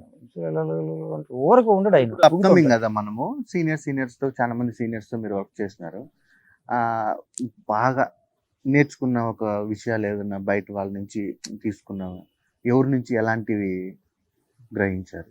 పెద్దగా మాట్లాడలేదు, ఎందుకంటే మనకి అనుమానాలతో ఉంటాం కదా. అదే అంటే వాళ్ళతో కలవని సోదరు అంటే బాగా కొంచెం పని చేస్తూ ఉండాలి. మాటకి దగ్గర అయితే అప్పుడేమో మాట్లాడతాను, కొంచెం తక్కువే ఉండేవాడిని. ఇప్పటికీ అదే, ఎందుకంటే వాళ్ళ ఆలోచనలు ఎక్కడ ఉంటాయో మనం బ్రేక్ చేసిన వాళ్ళు ఉంటాం. అలా కొంచెం అయినా పరిచయం. ఆ పని చేస్తున్న క్రమంలో శ్రీహర్ అన్న అర కొరగ 2-3 ముక్కలు ఏవో చెప్పినా వెళ్ళి కలుస్తున్నప్పుడు రారా ఇంటికంటే వెళ్ళినప్పుడు వెళ్తే పర్లేదా బాగుందా ఇలాగ అడిగేది, బాగానే ఉందన్న అని చెప్పేసి. ఆయన కొంచెం అంటే భరోసా ధైర్యంగా మనకి ఏముందంటే మనకు పిలిచి ఇంటికి పిలిచారంటే మదన్ అని ఆయన వీకెండ్లో ఉన్న సినిమా ప్రొడ్యూసర్. ఆయన అటు వెళ్తుంటే హరేందర్కి వెళ్తున్నాను రా తమ్ముడు అంటే వెళ్ళేవాడిని, అలా కలిసి వచ్చేవాళ్ళు. అలాగా ఆయన కలిసి రావడం ఇలా జరిగేది. ఆయన అలాగా అంటే మనకు ధైర్యం ఉన్నాడు కదా, ఒక పెద్ద మనిషి మనకి ఒక మనిషి అందుబాటులో ఉన్నాడు మనకి. అక్కడికి వెళ్తున్నామంటే బయట జనాలు ఇలా వెయిట్ చేసేది, చేతులు దెబ్బలు తగిలించుకొచ్చిన వాళ్ళు, కట్లు కట్టుకున్న వాళ్ళు, కేసులు సెటిల్ అవ్వని వాళ్ళు ఉంటే అక్కడ కూర్చోబెట్టి సమర్థించి సర్ది పంపించేది ఆయన. మనం చూసింది అది. అంతమంది పెద్దలు వెయిట్ చేస్తూ ఉంటే మనం అక్కడికి వెళ్తాం, కూర్చుంటాం, వచ్చి ఇక్కడ ఎవరితో మనం వెళ్ళి చూస్తాం, వెయిట్ చేస్తాం. ఆయన వచ్చి అక్కడికి వెయిటింగ్, మనం వెళ్ళి అక్కడ కూర్చొని ఇంట్లో కాఫీలు తాగుతూ ఉంటే ఆయన చూసేది ఇదేంటి ఎక్కడ ఉన్నాడు కదా. సో అలాంటి మనిషి మనకు పిలుస్తున్నాడంటే ఓకే, మనకు భయం ఏమి ఉంది, సదిలే అనుకుంటూ వెళ్ళిపోయింది. అలా జగపతి బాబు గారు మాట్లాడుతున్నప్పుడు అట్లేదు హితుడు అని సినిమా, ఆయన 3-4 గెటప్లు ఉంటాయండి, లెజెండ్ అది 2 జరుగుతున్నాయి సైమల్టేనియస్ సినిమా. అప్పుడు జగపతి బాబు గారు త్రూఅవుట్ ఆయనతోనే ఉంటుంది వేషం కాబట్టి అతను జగపతి బాబు గారు ఒక మాట చెప్పారు, బలి మాట. లక్ష్మణ్, జీవితంలో చాలా కోల్పోతాం, వెనక్కి తెచ్చుకునే అవకాశం కూడా అందిపుచ్చుకుంటాం. ప్రతి మనిషికి ఉంటుంది, ఎక్కడో మిస్ఫైర్ అవుతుంది ఏమో, కానీ అవకాశం అయితే ఉంటుంది. కానీ ఏది వదిలేసినా పర్వాలేదు, కానీ ఒకటి మాత్రం విలువైంది కన్నీళ్ళు, అవి ఏడబెడతాడు పెట్టకూడదు అన్నట్టు చెప్పాడు ఆయన. అది విలువ, దాని విలువ మామూలుది కాదు. డబ్బులు పోయినాయి ఎందుకు ఏడుస్తూ వస్తాయి, మనిషి పోతే ఏడు అన్నాడు ఆయన. అంటే అంత గొప్ప మాట. కన్నీరు ఊరకే పెట్టొద్దు అన్నాడు ఆయన. మరి ఏ ఉద్దేశంతో చెప్పాడు కానీ ఆయన, ఈ రోజుకి చెవులో అంటే ఆయన గుర్తొస్తా సౌండ్ నాకు గుర్తొస్తుంది. బట్ ఆయన ఏం చెప్పలేదు. ఆయనతో పని చేసిన సంగతి కూడా ఆయన మర్చిపోయినారు. జార్జి రెడ్డి సినిమా చూశారంట, వెళ్ళిపోతా ఉంటే ఒక షూట్కి వెళ్తున్నాను, మనం అవన్నీ చెప్పలేం కదా, అన్న మీతో చేశానని, బాగోదు ఆయన ఏదో కూర్చుని ఎలా ఉన్నారంటే అలా వెళ్ళిపోతాను పక్కన వెళ్ళి కళ్ళు చెయ్యిపోని ఒక ఆయన అన్నారు. ఆయన బాగోదు వెళ్ళగంట ఉంటే అన్నారు, జార్జి రెడ్డి చేసావు కదా, అవునన్నయ్య అని ఏవో 2 మాటలు చెప్పారు. అక్కడ ఆయన పర్సనల్ మేకప్ సార్ ఆయన మనతో పాటు సినిమా చేసాడండి మీతో పాటు అని చెప్పారండి. ఏం సినిమా? నేను ఇప్పుడు చేసాడు, అదంత గుర్తుతా వీళ్ళు గమ్మత్తుందని అన్నారు. అంటే అవి ఆయనతో అంటే ఇలా చేసిన వాళ్ళు అందరూ ఉన్నారు కానీ గుర్తుండిపోయిన మాటలు చాలా మంది చెప్పుకుంటారు. బట్ ఇది సరైన మాట ఉండిపోయింది. సమయానికి గుర్తులేదు. ఇందాక అన్నాను కదా, కిందకి వెళ్ళిపోయి ఆలోచిస్తూ ఉంటే గుర్తు వస్తాయని. అది ఎగ్జామ్ అయితే ప్రిపేర్ చేస్తాం, మనకు అందుబాటు టక్కని రాదు కదా. అట్లాంటి మాటలు అయింది సరైన స్ట్రాంగ్. ఎంతకుమించి ఏముంటుంది, ఇంకా జీవితానికి సరిపడేవో తెలుస్తుంటాయేమో కానీ కన్నీళ్ళు విలువ ఏంటనేది మనిషి ఎప్పుడు ఎక్కడ పెట్టాలనేది ఆయన చెప్పిన మాట గొప్ప మాట. అది గుర్తుండిపోయింది మాట. అది జాతిబాబు గారు చెప్పింది. ఎన్టీఆర్ గారిది ఒక పద్యం ఏమన్నా చెప్తావా? మీకు ఇష్టమైన ఒక ఇన్స్పిరేషన్. ఎన్టీఆర్ గారు అంటే గుర్తొచ్చింది, పోనీ అందాం. సొంత ఊరు అనే సినిమా ఎన్టీఆర్ గారు అంట మొట్టమొదటి కృష్ణుడు వేషం వేసిన సినిమా అంట, చిన్నది ఏదో ఉంటుంది. ఘంటసాల గారు ప్రొడ్యూసర్గా రెండో సినిమా అంట, ఆయన పాట పాడింది, సంగీతం చేసింది. రావూరు సత్యనారాయణ గారు ఏదో అనుకుంటారు, నారాయణరావు గారి పేరు క్షమించాలి మర్చిపోయా, రచన చేసింది ఆయన. గొర్రెపాటి రామచంద్రన్ అని నాకు పంపారు, తమ్ముడు ఏమైనా అవకాశం ఉంటే ఇది ఎప్పుడైనా పాడు బాగుంటుంది ఆయన పంపించారు. ఆయన ద్వారా మరణం చేసుకున్న పద్యం ఎంతవరకు గుర్తుంటుందో. రామారావు గారి పద్యం అంటే గుర్తొచ్చింది. సినిమా పేరు సొంత ఊరు, సంక్రాంతి. అందులో ఉంటుంది మొత్తం రైతాంగం మీద. స్వాగతం బోయి స్వాతంత్ర్య సీమకు, ఇట నుండు మనుచు కోయిలలు పీల్చు, రావోయి పాంధుడా రైతు రాజ్యం ఇది చేరరమ్మనుచు రాచిల్క పిల్చు, విడిదిగా మీకిట వెలయించితిమి నీడ విశ్రాంతి గునుడంచు వేడు తరులు, అలసి వచ్చి తిరేమో ఆరగింపుడు క్షీరమటంచు తలలూపు ఆలమంద, ఎచట చూచిన త్యాగమెందెందుగన్న దానభావం మెదోచు మాగాణులందు, దేవతల ఓలె రైతులు తేజరిల్లు, రామరాజ్యం మెసుమ్ము మా గ్రామసీమ, రామరాజ్యం మెసుమ్ము మా గ్రామసీమ.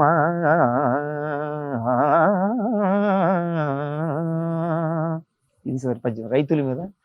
సంక్రాంతి కరెక్ట్ తగిలింది. రామారావు గారు ఏంట్రా ఏ పద్యం ఆ గొంతులో నిజంగా అన్న వండర్ఫుల్. అసలు పాడతా అంటే ఇంకా 2 పద్యాలు పాడించుకున్నావా? మదర్ ప్రామిస్ అన్న చాలా ఎంత వినడానికి వినసొంపుగా. ఇందాక రాములు గారు, ఇందులో కూడా రాములు గారు ఇచ్చారు రామరాజ్యం. కర్ణాటక వినడానికి మొత్తం తుప్పు ఊడిపోతున్నట్టు అట్లుంది. ఎంతవరకు గుర్తుందో ట్రై చేద్దాం సార్.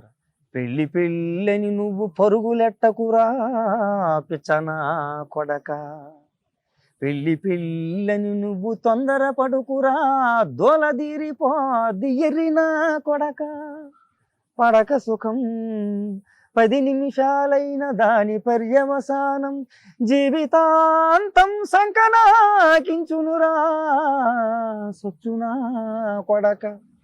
అంతేనా? ఈ మంగళవారం ఇంపాక్ట్ ఎంతవరకు ఉంది? గట్టిపుంది సోదరు, నాకు తెలియదు కానీ అది దారుణంగా వెళ్ళింది. బయటకు వెళ్తే దానివల్ల ఈ వర్మ అని బయటకు వచ్చింది. అది అంటే సినిమా అంతగా వెళ్ళిందని మనం ఊహించు. అది వర్మ నేను చూశాను, వర్మ అది వాయిస్ వర్త.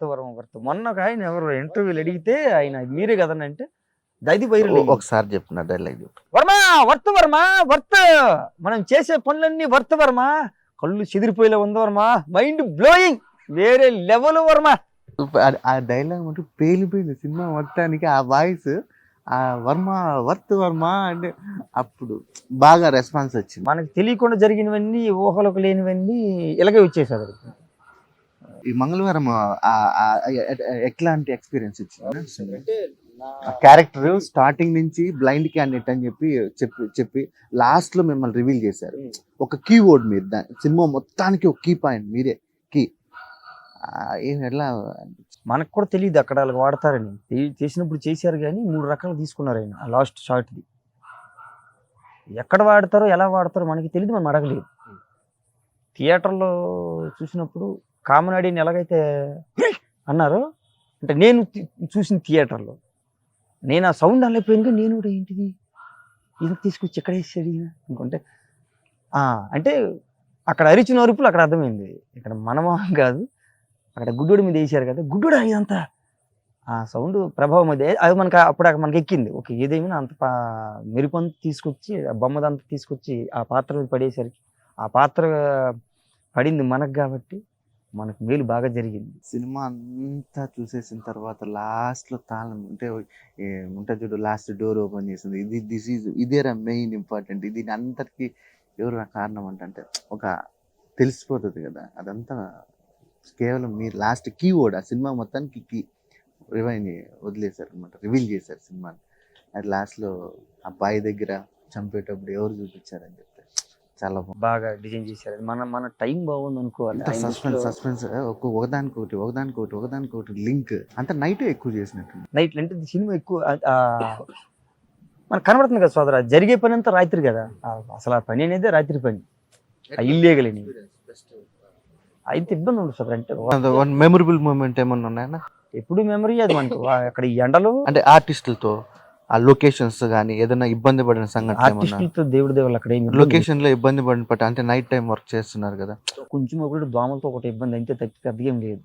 ఎండ వచ్చినప్పుడు, ఎండలో ఉన్నప్పుడు మనకి నిక్కర చిన్నది, ఒంటి మీద రంగు పూసి ఉంటారు, నెత్తి మీద అంబర్ పౌడర్ ఉంటుంది, కళ్ళలో లెన్సులు పెట్టారు. అంటే ఆ చిన్నపాటి నలుపు కూడా కొంచెం తెలిపొచ్చి ఉండాలండి.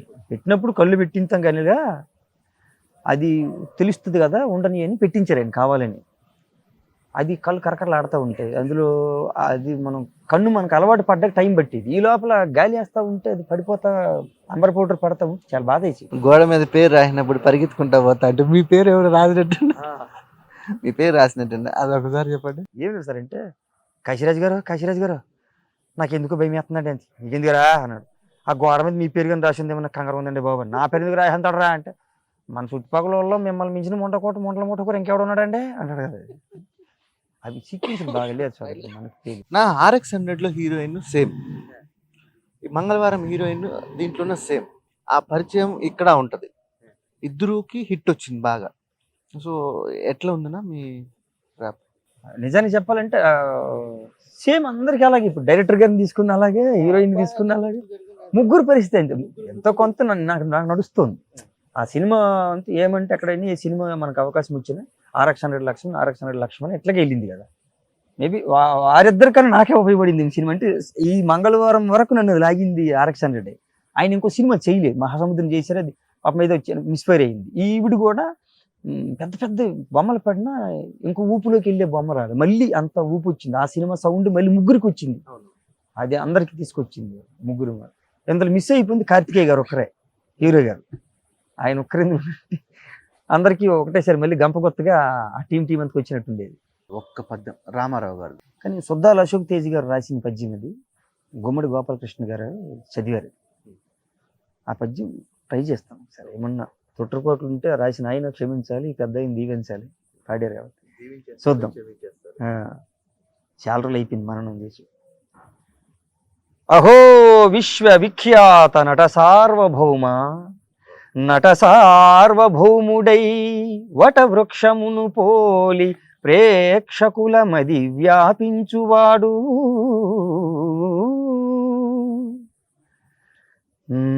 నయనాభిరాముడై నియమ గంభీరుడై కంఠీర ఉండై కదలువాడు, విశ్వవిఖ్యాతుడై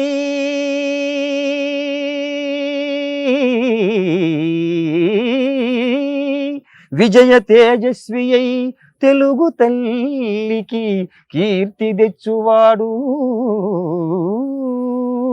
అసమాన కృషితోడ ఆత్మశక్తిని కల్గి కోట్ల మందికి స్ఫూర్తి గూర్చువాడు, సకల దేవతా తత్వ విజ్ఞాతయగుచూ స్థిర తపస్విగా పాత్ర పోషించువాడు అట్టి తారక రాముని అభిరుచించి పలుకు వేవేల జేజేలు తెలుగు జాతి పలుకు వేవేల జేజేలు తెలుగు జాతి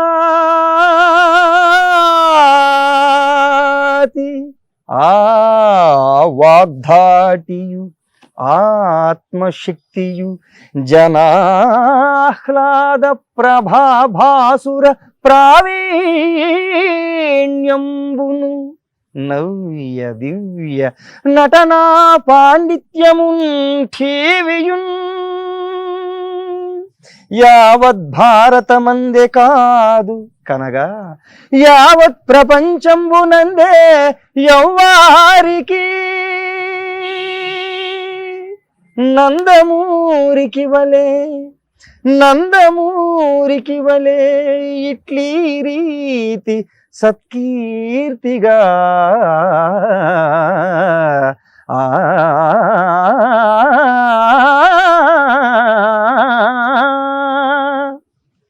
రామారావు గారు సూపర్ అన్న. అంటే ఇది ఇలాంటి పద్యాలు వేదిక ఎక్కినప్పుడు అంటే నిలబెడితే సౌండ్ గట్టిగా వెళ్తుంది. ఆయన దానికి పడాలి కదా. ప్రతి ఆర్టిస్ట్కి ఒక డ్రీమ్ క్యారెక్టర్ అన్నట్టు ఉంటుంది. ప్రతి ఒక్కరికి ఉన్నాయి. కొంతమంది అంటారు ఏదైనా ఇచ్చేసి ఆర్టిస్టులు ప్రతి దగ్గర చేసేస్తామంటారు. అలా కాదు, ఇది ఇట్లాంటిది ఒకటి చేయాలి, ఇలాంటి క్యారెక్టర్ ఒకటి చేయాలి అని నీకేమన్నా ఉన్నా అని అడగను కానీ నీకు ఒకటి ఉంటుంది. అది పౌరాణికలు లాంటిది ఏదో ఒకటి దేవదేవులు వస్తే అందరూ వస్తుంటే అడపదాడు సినిమాలు, కానీ పౌరాణికంగా ఒక వేషం మీద పెడితే బాగుంది అనిపిస్తుంది పౌరాణికలు వస్తే. ఎందుకంటే అది కష్టం సోదర, అది చేయడం కొంచెం ఇబ్బంది. అంటే బరువైన మాట ఉంటుంది, అంటే అది కష్టంది ఎలా చేస్తా అది కాదు. అంటే అలాంటిది మన నాటకానికి బేస్ కదా అది. పద్య నాటకం తర్వాత వ్యవహార నాటకాలు వచ్చినాయి, ఒకటి జనరల్ అయింది ఇప్పటిలాగా. సో అది గట్టిగా వస్తే ఇది పెద్దది పెద్ద పేరు అది కష్టం అనేది పెద్దలు అన్నమాట. భగవంతుడి దయ వల్ల అది కాస్త కూస్తే చేయగలిగినాం, చేస్తున్నాం కాబట్టి అది కోరిక తీరితే బాగుంటుంది అంటే కోరిక. అది అలాంటిది ఏమైనా సినిమా పెడితే తీరిపోతుంది.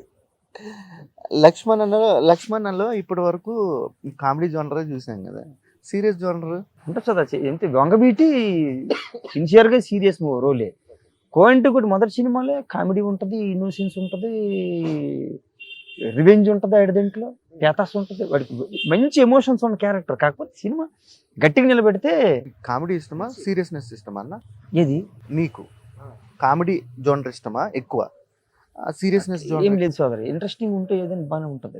వేషం బాగా అంటే కథ బాగుండి వేషం నాటకాలు చూసినప్పుడు అదే చూస్తాం కదా. సినిమా అంటే మనకు అంత ఏం తెలియదు. కాకపోతే మనం వేషం వాళ్ళకి వెళ్తున్నప్పుడు తొట్టుపాటు లేకుండా వేషం సాగుతుందంటే చాలు. కామెడీ ఏదైనా లేదు, ఏదైనా పంచి ఉండాలి, పంచి పేల్చగలగాలి ఆ టయానికి. మనం ఆ మూడ్ని బట్టి వెళ్తుంది అంతే. కానీ కామెడీ పేతాస్ ఇట్లాంటివి కష్టంతో కూడుకు, అంటే ఏమాత్రం అన్బ్యాలెన్స్ అయినా ఇబ్బంది అవుతాయి అని అంటారు పెద్దలు. కామెడీ ఏడుపుది పేతాస్, ఇది కూడా కొంచెం ఎక్కువ తక్కువలు అయితే తీసుకో టైం మిస్ అయిందిరా అంటారు, అందుకే టైమింగ్ ఆర్టిస్ట్ అంటుంటారు కదా. సో అది రెండు కొంచెం కష్టం అంటారు. అలాంటివి బాగా చేయగలిగితే మన అదృష్టమే. నమ్ముకుని ఉండిపోతే అని చెప్పడం కూడా కరెక్ట్ కాదేమో. దీనిలో ఉండిపోతే అంటే ఏదో ఒక పని, ఏ పని ఏదో అనుకున్నాం, ఆ పనిలో కాస్త కూస్తుంటే దానిలో మన ఒక 20 ఏళ్ళు అనుకుందాం. 20 ఏళ్ళు ఒక టైం కదా. 60 ఏళ్ళు బతుకుతామేమో, 70 ఏళ్ళు బతుకుతామేమో పరిశ్రమలో, ఈ ప్రపంచంలో. మనం ఎంచుకున్న ఫీల్డ్ 20 ఏళ్ళు ఉంటామేమో. ఆ 20 ఏళ్ళు చేసిన దానిలో మనం చేసిన పని ఏదైతే ఉంటుందో దానికి తగ్గ గౌరవం గుర్తింపు ఖచ్చితంగా వచ్చేస్తుంది. ఏ పని అయినా అని నాకు అనిపించింది. పెద్దలు చెబుతుంటే నమ్ముకుంటే వస్తుంది, నమ్మితే వస్తుంది అని అంటుంటే నేను ఒక పందాలు వెళ్ళేవాడిని. కష్టపడితే ఫలితం అంటే కష్టానికి ఫలితం అని నొప్పుకునేవాడిని కాదు. అందరూ కష్టపడతారు, ఫలితం అందరికీ ఒకలా రాదు కదా. ఎవరికి ఎలా వస్తుంది? ఇద్దరు ఒకే రోజు ఒకే ఊరు నుంచి బస్సు ఎక్కొచ్చు, ఒకటే ముహూర్తంతో ఎక్కొచ్చు, దిగచ్చు, అన్నీ ఒకలా చేయొచ్చు, కానీ రిజల్ట్ ఎందుకు ఒకలా ఉండదు. ఇద్దరు ఎగ్జాంపుల్ రైతుకి తీసుకున్నాం. ఇద్దరు ఎకరం మడిచ్చినా, ఎకరం పండించినా, నీళ్ళు అన్ని ఒకేలాగా దానికి సాగు చేసినా ఫలితం వచ్చిన వాడికి తూకం వేసినప్పటికీ ఎంతో కొంత కొరత ఉంది, ఒక మనిషికి ఎక్కువ ఉంది. కారణం ఏంటంటే అదే నసీబ్, అది రాసింది జరుగుద్ది అంట. అలాగే దాన్ని నమ్మి వెళ్తాను కదా. కష్టం అనేది నేను చెప్పలేను, కానీ ఉంటే మన పరిశ్రమ ఎంతవరకు ఉందో అంత వస్తుందో తర్వాత చెప్పను, కానీ ఖచ్చితంగా అయితే ఒక వెలుగు అయితే వస్తుంది అనేది, మనం చేసిన పనికి గుర్తింపు వచ్చింది అనేది నమ్మకం వచ్చింది. నమ్మకం ఉంది. దానికి కష్టంగా ఫలితం అని తను పడితే వచ్చిందని అంటే మరి మొదటి నుంచి పడతాడు 20,000కి రావాలి. కష్టపడితే అంటే రిజల్ట్ రావాలి కదా. అది కాదు, కష్టం అనేది నేర్పుతుంది, రావాల్సిన రోజు వస్తుంది. కష్టం అనేది కామను, వచ్చిన రోజు వస్తుంది. కానీ చెయ్యాలి. ఒక 2 ఏళ్ళు 3 ఏళ్ళు సినిమాల్లో ఒక 5 ఏళ్ళు టార్గెట్ పెట్టుకుంటూ వస్తానంటే రావచ్చు. బహుశా అలాంటి వాళ్ళు వచ్చిన రావచ్చును, అందరికీ రావాలని లేదు. ఎందుకంటే ఇది వృత్తి విద్య. వృత్తి అనేది ఇప్పుడు చచ్చేదాకా నేర్చుకుంటూ ఉండాల్సిందే. టెక్నిక్ అనేది అది మనకు రాదు. సో ఇది 2-3 ఏళ్ళు అంటే కష్టమవుతుందేమో. ఒక టార్గెట్లు పెట్టుకుని వస్తే కాదు అని నేను అనుకుంటా. రాదని అనుకోదు, అది మంచి ఆలోచన కాదు. రాకపోతే వెళ్ళిపోయినా చూసి వచ్చేసిన అనడం కాదు. పెట్టాలి కదా, వదిలేయాలి. దానికి వదిలితే వస్తుంది, ఏదో ఒకటి వస్తుంది. తేగించకపోతే రాదు. మరి నాకు ఏముంది, ఎవడున్నాడని ఇక్కడ నాకు రామారావు గారి బంధువులా, లేకపోతే చిరంజీవి గారు కానీ నాగేశ్వరరావు గారు కానీ ఇప్పుడున్న పెద్దోళ్ళు ఎవరైనా అనుకున్నారా? ఎవరు తెలియదు. గురుగారి దగ్గర పడ్డాం, ఆయనతో అలాగే వెళ్తున్నాం. రాఘవేంద్రరావు గారు, మురళీమోహన్ గారు తెలుగుదేశం పార్టీ వాళ్ళతో పనిచేస్తున్నప్పుడు పెద్దోళ్ళతో బాబు గారు చూస్తా అలాగా చూసిన తప్ప ఎవరికి తెలియదు, మన మొహం తెలియదు. చూసి వచ్చాము అలాగా, వీళ్ళిది అని అయిపోయింది. అక్కడికి వెళ్తామని తెలియదు, అలా కలుస్తామని తెలియదు. కలిసాము, రేపు పని వచ్చిన పని చేస్తాం, ఎందుకు వచ్చింది వెళ్ళి అని అట్లా వెళ్ళిపోతా ఉన్నాం, వెళ్తా ఉన్నాం. దాని గురించి ఆలోచన లేదు, ఆశ లేదు, బాధ లేదు. ఏ రోజు ఏది వస్తుందో కొత్తగా మనసులో తెలియదు. ఈ పూటకి ఇది అనుకున్నది 2 రోజుకి మారిపోతుంది బ్రెయిన్లో. ఓకే అంటే వచ్చిన ఆలోచన ఒక స్టాండ్ తీసుకుని ఏది ఉండట్లేదు. సో మనం చిన్నప్పుడు నెత్తి మీద ఎంటుకలు చిన్నగా ఉండి ఇప్పుడు ఎలా వచ్చింది తెల్లబడ్డి ఎలా ఉంటున్నాయి కదా, అట్లా మన ఆలోచనలు కూడా రూపు మారిపోతుంటాయి. మొన్నటిదేం తప్పు, ఈ రోజు రైట్ అనిపిస్తుంది, ఈ రోజు రేపు తప్పు అనిపిస్తుంటే తప్పని కాదు, ఇది ప్రాపర్ ఇది అని స్టాండర్డ్ మనం చెప్పడానికి ఏది సృష్టిలో నేను ఫిక్స్ అయిపోయింది బ్రెయిన్. అది ఖాయమేమని ఏది మనం ఇది అని చెప్పడం లేదు కదా, ఎందుకంటే అది ఆల్రెడీ అయిపోయి ఉన్నది. అది రిక్రియేషన్ వెళ్తుంది కదా, మనకు అందలేదంటే ఇది కాదని చెప్తాను. మన బుర్రకు అందితే ఇది బాగుంది అంటున్నాం. అంటే మనం చదవకపోతే, మన కంటితో చూడకపోతే, మనకు నచ్చకపోతే అది కాదనే స్థితికి వచ్చేసింది. సో అది ఏది కరెక్ట్ కాదు. నువ్వు చచ్చేదాకా వెళ్తావు, నువ్వు ఏది కరెక్ట్, నువ్వు అనుకున్నది నీకు కరెక్ట్గా అయినప్పుడు బయట మాట నీకెట్ట అర్థమవుతుంది, కవి హృదయం ఎక్కడ అర్థమవుతుంది, ఎట్టంటే ఆలోచనలు వచ్చినాయి. ఇష్టమైన ఫుడ్ అన్న అంటే మళ్ళా ఇవేంటి ఎలాగుంటాయండి సోదరా, ఈ గప్పాలు పోతున్నాడు రా అన్నట్టుంటుంది. పర్లేదు అంటే చెప్తే నా మాట కూడా, ఎందుకంటే నాకు బాగా నచ్చింది అంటే సోదరా, అలా ఉంటే చక్కగా కూర పప్పు ఉంటాయి కదా, అలా సాంబారు, రసము, పెరుగు చట్నీ, ఎలాగో నెయ్యి ఉంటుంది, అవే ఇప్పుడు ఈ కూరలు, ఆఖరణ పెరుగు ఉంటుంది కదా, ఇవన్నీ ఉంటే నేను హాయిగా ఉంటా. అంటే ఇది కదా భోజనం అంటది, మన తెలుగు భోజనం కానీ భోజనం పద్ధతి. ఇక అవన్నీ లేకుండా మధ్యస్థం ఉందనుకోండి, ఏదో ఒకటి ఇంటి మరి ఇది ఒకటి, అది లేదని ఫీలింగ్ రాకూడదు. ఇచ్చి అనేది పక్క పెడదాం, ఎవరు ఎట్లా వండుతారు, కానీ అన్నీ ఉన్నాయి కదా, ఆ ఫీల్ ఉండాలి మనిషికి. మధ్యస్థంగా ఉంటే అరిబురికి ఇది లేదని లోటుతో వెళ్తాడు మనిషి. ఈ గొడవ లేకుండా మనకి ఏంటంటే ఉంటే అలా తినాలా, లేదా గంజన్నం తిని వెళ్ళిపోవాలనిపిస్తుంది. అంటే నాకు గంజన్నం బాగా ఇష్టం. ఎందుకంటే ఇది కలపాల, అది వేసుకోవాలి, ఇది ముక్కూర కాల, అది నంచుకోవాలి, ఈ గ్వాస ఉండదు. గంజి ఇంత వేసుకొని ఆ లవణం కాస్త పడేసి కలిపేసి చింతపండు చేయారో లేకపోతే ఇంత పచ్చడి ముక్క అనుకుంటూ వెళ్ళిపోతే సుఖం. 10 నిమిషాల్లో తిని వెళ్ళిపోతాం. అంతకన్నా సుఖం లేదు, దీనంత వైభవం లేదు. మధ్యలో ఉండకూడదు అంటాను నేను. తిండి తింటే అలా గంజి పెట్టుకుని తిని వెళ్ళిపోవాలి, అది ఎక్కువ హాయిగా ఉంటుంది నాకు. ఒకప్పుడు అయితే తినేవాడిని 3 పూట్ల. ఈ మధ్యకాలంలో 15 ఏళ్ళుగా ఆపేసాను. కానీ అంటే పని చేస్తున్నప్పుడు అది తింటే ఆ తిండి వేరే ఉంటుంది, ఆ గోల వేరే ఉంటుంది. శారీరక శ్రమ తగ్గిపోయింది. దానివల్ల మనం ఏదో కాస్త మనం ఏమో నాన్ వెజ్లు తినేవాళ్ళం కాదు, 4 రకాలు తినేవాళ్ళం కాదు. ఏదో వెజ్ అన్ని వేళ అన్ని చోట్ల దొరకదు, ఆ శ్రేష్టత ఉండదు. ఎందుకు వచ్చిన గొడవ అని అప్పుడప్పుడు ఇది ఏదో ఉంటే అలాగా వెజ్లు తినుకుంటూ వెళ్తాను, కూరలు ఎంచుకొని చూసుకొని. లేకపోతే గింజానం 3 పూట్ల. బయటకు వచ్చి చులకన అవుతాం కాబట్టి ఎవరిస్తారు గింజానం, ఎవరు పెట్టుకుంటారు? ఒకవేళ అడిగినా కూడా చులకన ఉంటుంది. ఏముంటుంది ఖచ్చితంగా అండి, ఎవడ గింజానం అంటారు. ఊరి బుద్ధులు పాడదని వాళ్ళు ఉన్నారు. సో ఎందుకు వచ్చిన కూడా ఊరిని ఎందుకు చిన్నబొచ్చాలా మనం చేసిన పని వల్ల అని చెప్పాం, బయట కాండం మానేశాను. అంటే కొటేషన్ కాదు సదరా, వాళ్ళు గుర్తొచ్చింది అనొచ్చు. అప్పుడు అంటే మొదట్లో మేము టీం లాగా ఏరియా అని ఉండేది, ఆర్ట్ రిలేటెడ్ ఎక్స్పెరిమెంటల్ అసోసియేషన్ ఒకటి ఉండేది. అందులో సభ్యులందరూ కులము మతంతో పనిలే. ఫోన్ ఎత్తగానే ఎవరి ఫోన్ వచ్చినా మొట్టమొదట వందే మాత్రం అని మొదలుపెట్టే తర్వాత మాటల్లోకి వెళ్ళేది. హలో అనుకున్నా, హలో లేదు, హలో రీప్లేస్మెంట్ వందే మాత్రం. మొదట్లో నాకు కన్ఫ్యూజ్ అయ్యారు. సినిమా ఎత్తుక్కుని ఇచ్చాం కదా, సినిమా నుంచి ఎవరైనా ఫోన్ చేస్తే మొదట్లో కిషోర్ గారు అని మేనేజర్ ఉండేవారు, ఆయన కన్ఫ్యూజ్ అయిపోయారు. వందే మాత్రం ఎవరండి అంటే ఫోన్ కట్ అయింది, పెట్టేసాం. మళ్ళీ వచ్చింది, మళ్ళీ వందే మాత్రం ఎవరండి అంటే మళ్ళీ ఫోన్ కట్టి.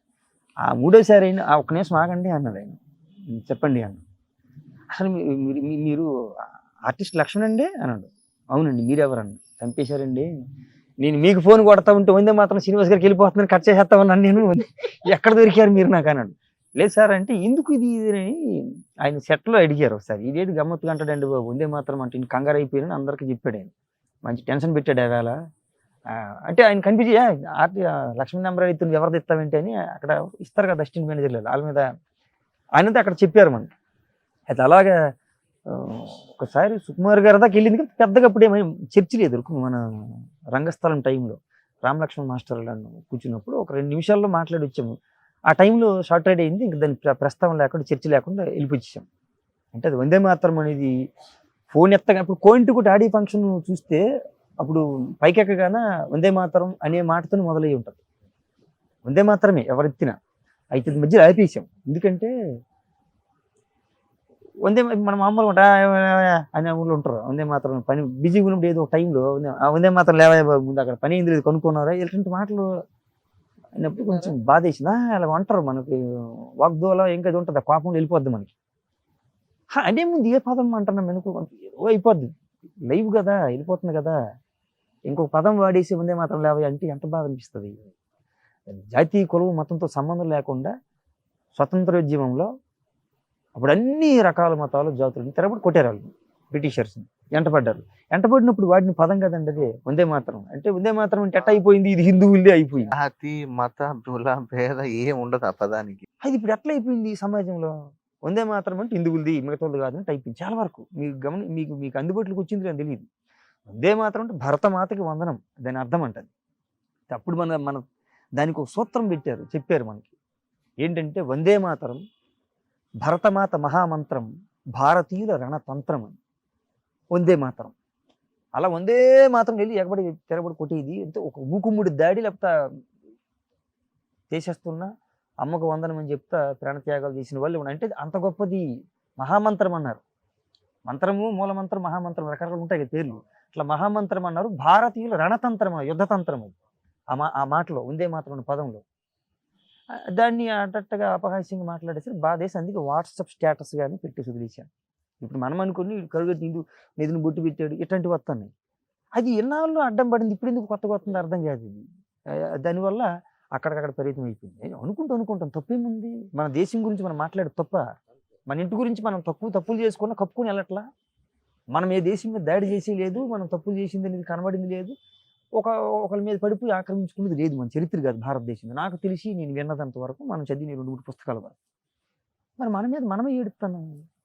మతమని గోసని గోలని ఏం చెప్పి ఎవరి మీద పడిపోయి ఏడ్చింది. ఈ దేశం కొట్టేసింది. ఈ దేశం జెండాకి అవమానమే, ఈ భాషకి అవమానమే.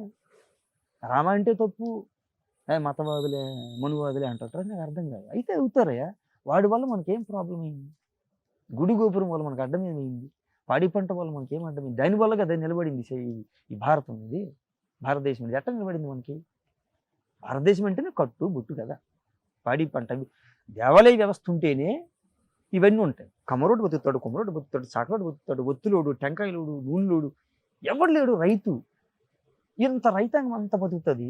ఒక దేవాలయం గట్టిగా నిలబెడితే అక్కడ అది బాగుందని అక్కడ లాడ్జీలు లెగిస్తాయి, ట్రాన్స్పోర్టేషన్ డెవలప్ అవుతుంది. అక్కడ చుట్టుపక్కల పచారీ కుట్లోళ్ళు, టిఫిన్ సెంటర్లు, మీల్స్ వాళ్ళు, ఎంతమందికి ఉపాధి, ఇది ఎంత రెవెన్యూ డెవలప్ అవుతుంది, గవర్నమెంట్కి ఎంత ఆదాయం వస్తుంది. దాన్ని కుటీడు మొదలెట్టారు కదా, అదే కదా జరిగింది. అవి నాశనం చేస్తే ఇంతమంది కుల వృత్తులన్నీ నాశనం అయిపోయినాయి. రెడీమేడ్లు వచ్చినాయి మనకి. అంటే మరి మనం కుంటి చేసాం కదా, మళ్ళీ దాన్ని తప్పు అనడం అనేది బాధ అనిపిస్తూ ఉంటుంది. బొట్టు పెడితే తప్పు అయిపోతుంది, రామ అంటే తప్పు అయిపోద్ది, మునివాది అంటే. నీది నువ్వు అంటున్నప్పుడు తప్పులేదు, నీకు ఎప్పుడు అనలేదు. ఎప్పుడు ఈ సమాజంలో నుండి ఎవడు నువ్వు అదే ఇప్పుడు అనలేదు, వాళ్ళ మీద పడి కొట్టేద్దుకున్నాను నాకు తెలిసినప్పుడు ఎవడు అనలేదు మనం తిరుగుతున్న వాళ్ళలో. ఇది మాత్రం ఎందుకు వస్తుందో అర్థం కాదు. పక్క పెట్టినట్టు చిన్న చూపు చూస్తారు. ఇది అంటరానుడికి తొక్కేరు గిక్కేరు అంటారు కదా, ఆ పదాలు పెట్టుకుని ఎక్కడ చదివారు, ఏ బడిలో చదివారు, ఇలాగ రాయడం మొదలు కాకుండా ఇలాగ రాయడం చదువుకొచ్చారేమో ఇలాంటి వాళ్ళు అనిపిస్తుంటుంది.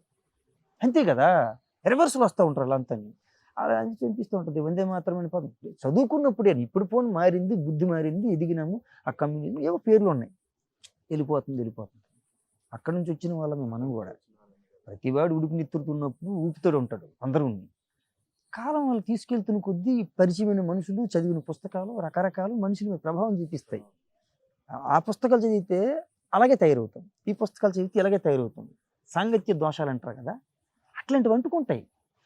అది కనుక ఎక్కడో తగలకపోయింటే మనం విప్లవం అనేది అదే అన్నట్టు వెళ్ళిపోయి ఆ ఎర్ర జెండా అనుకుని వెళ్ళేవాళ్ళం. అదే మనం ఉండేవాళ్ళం.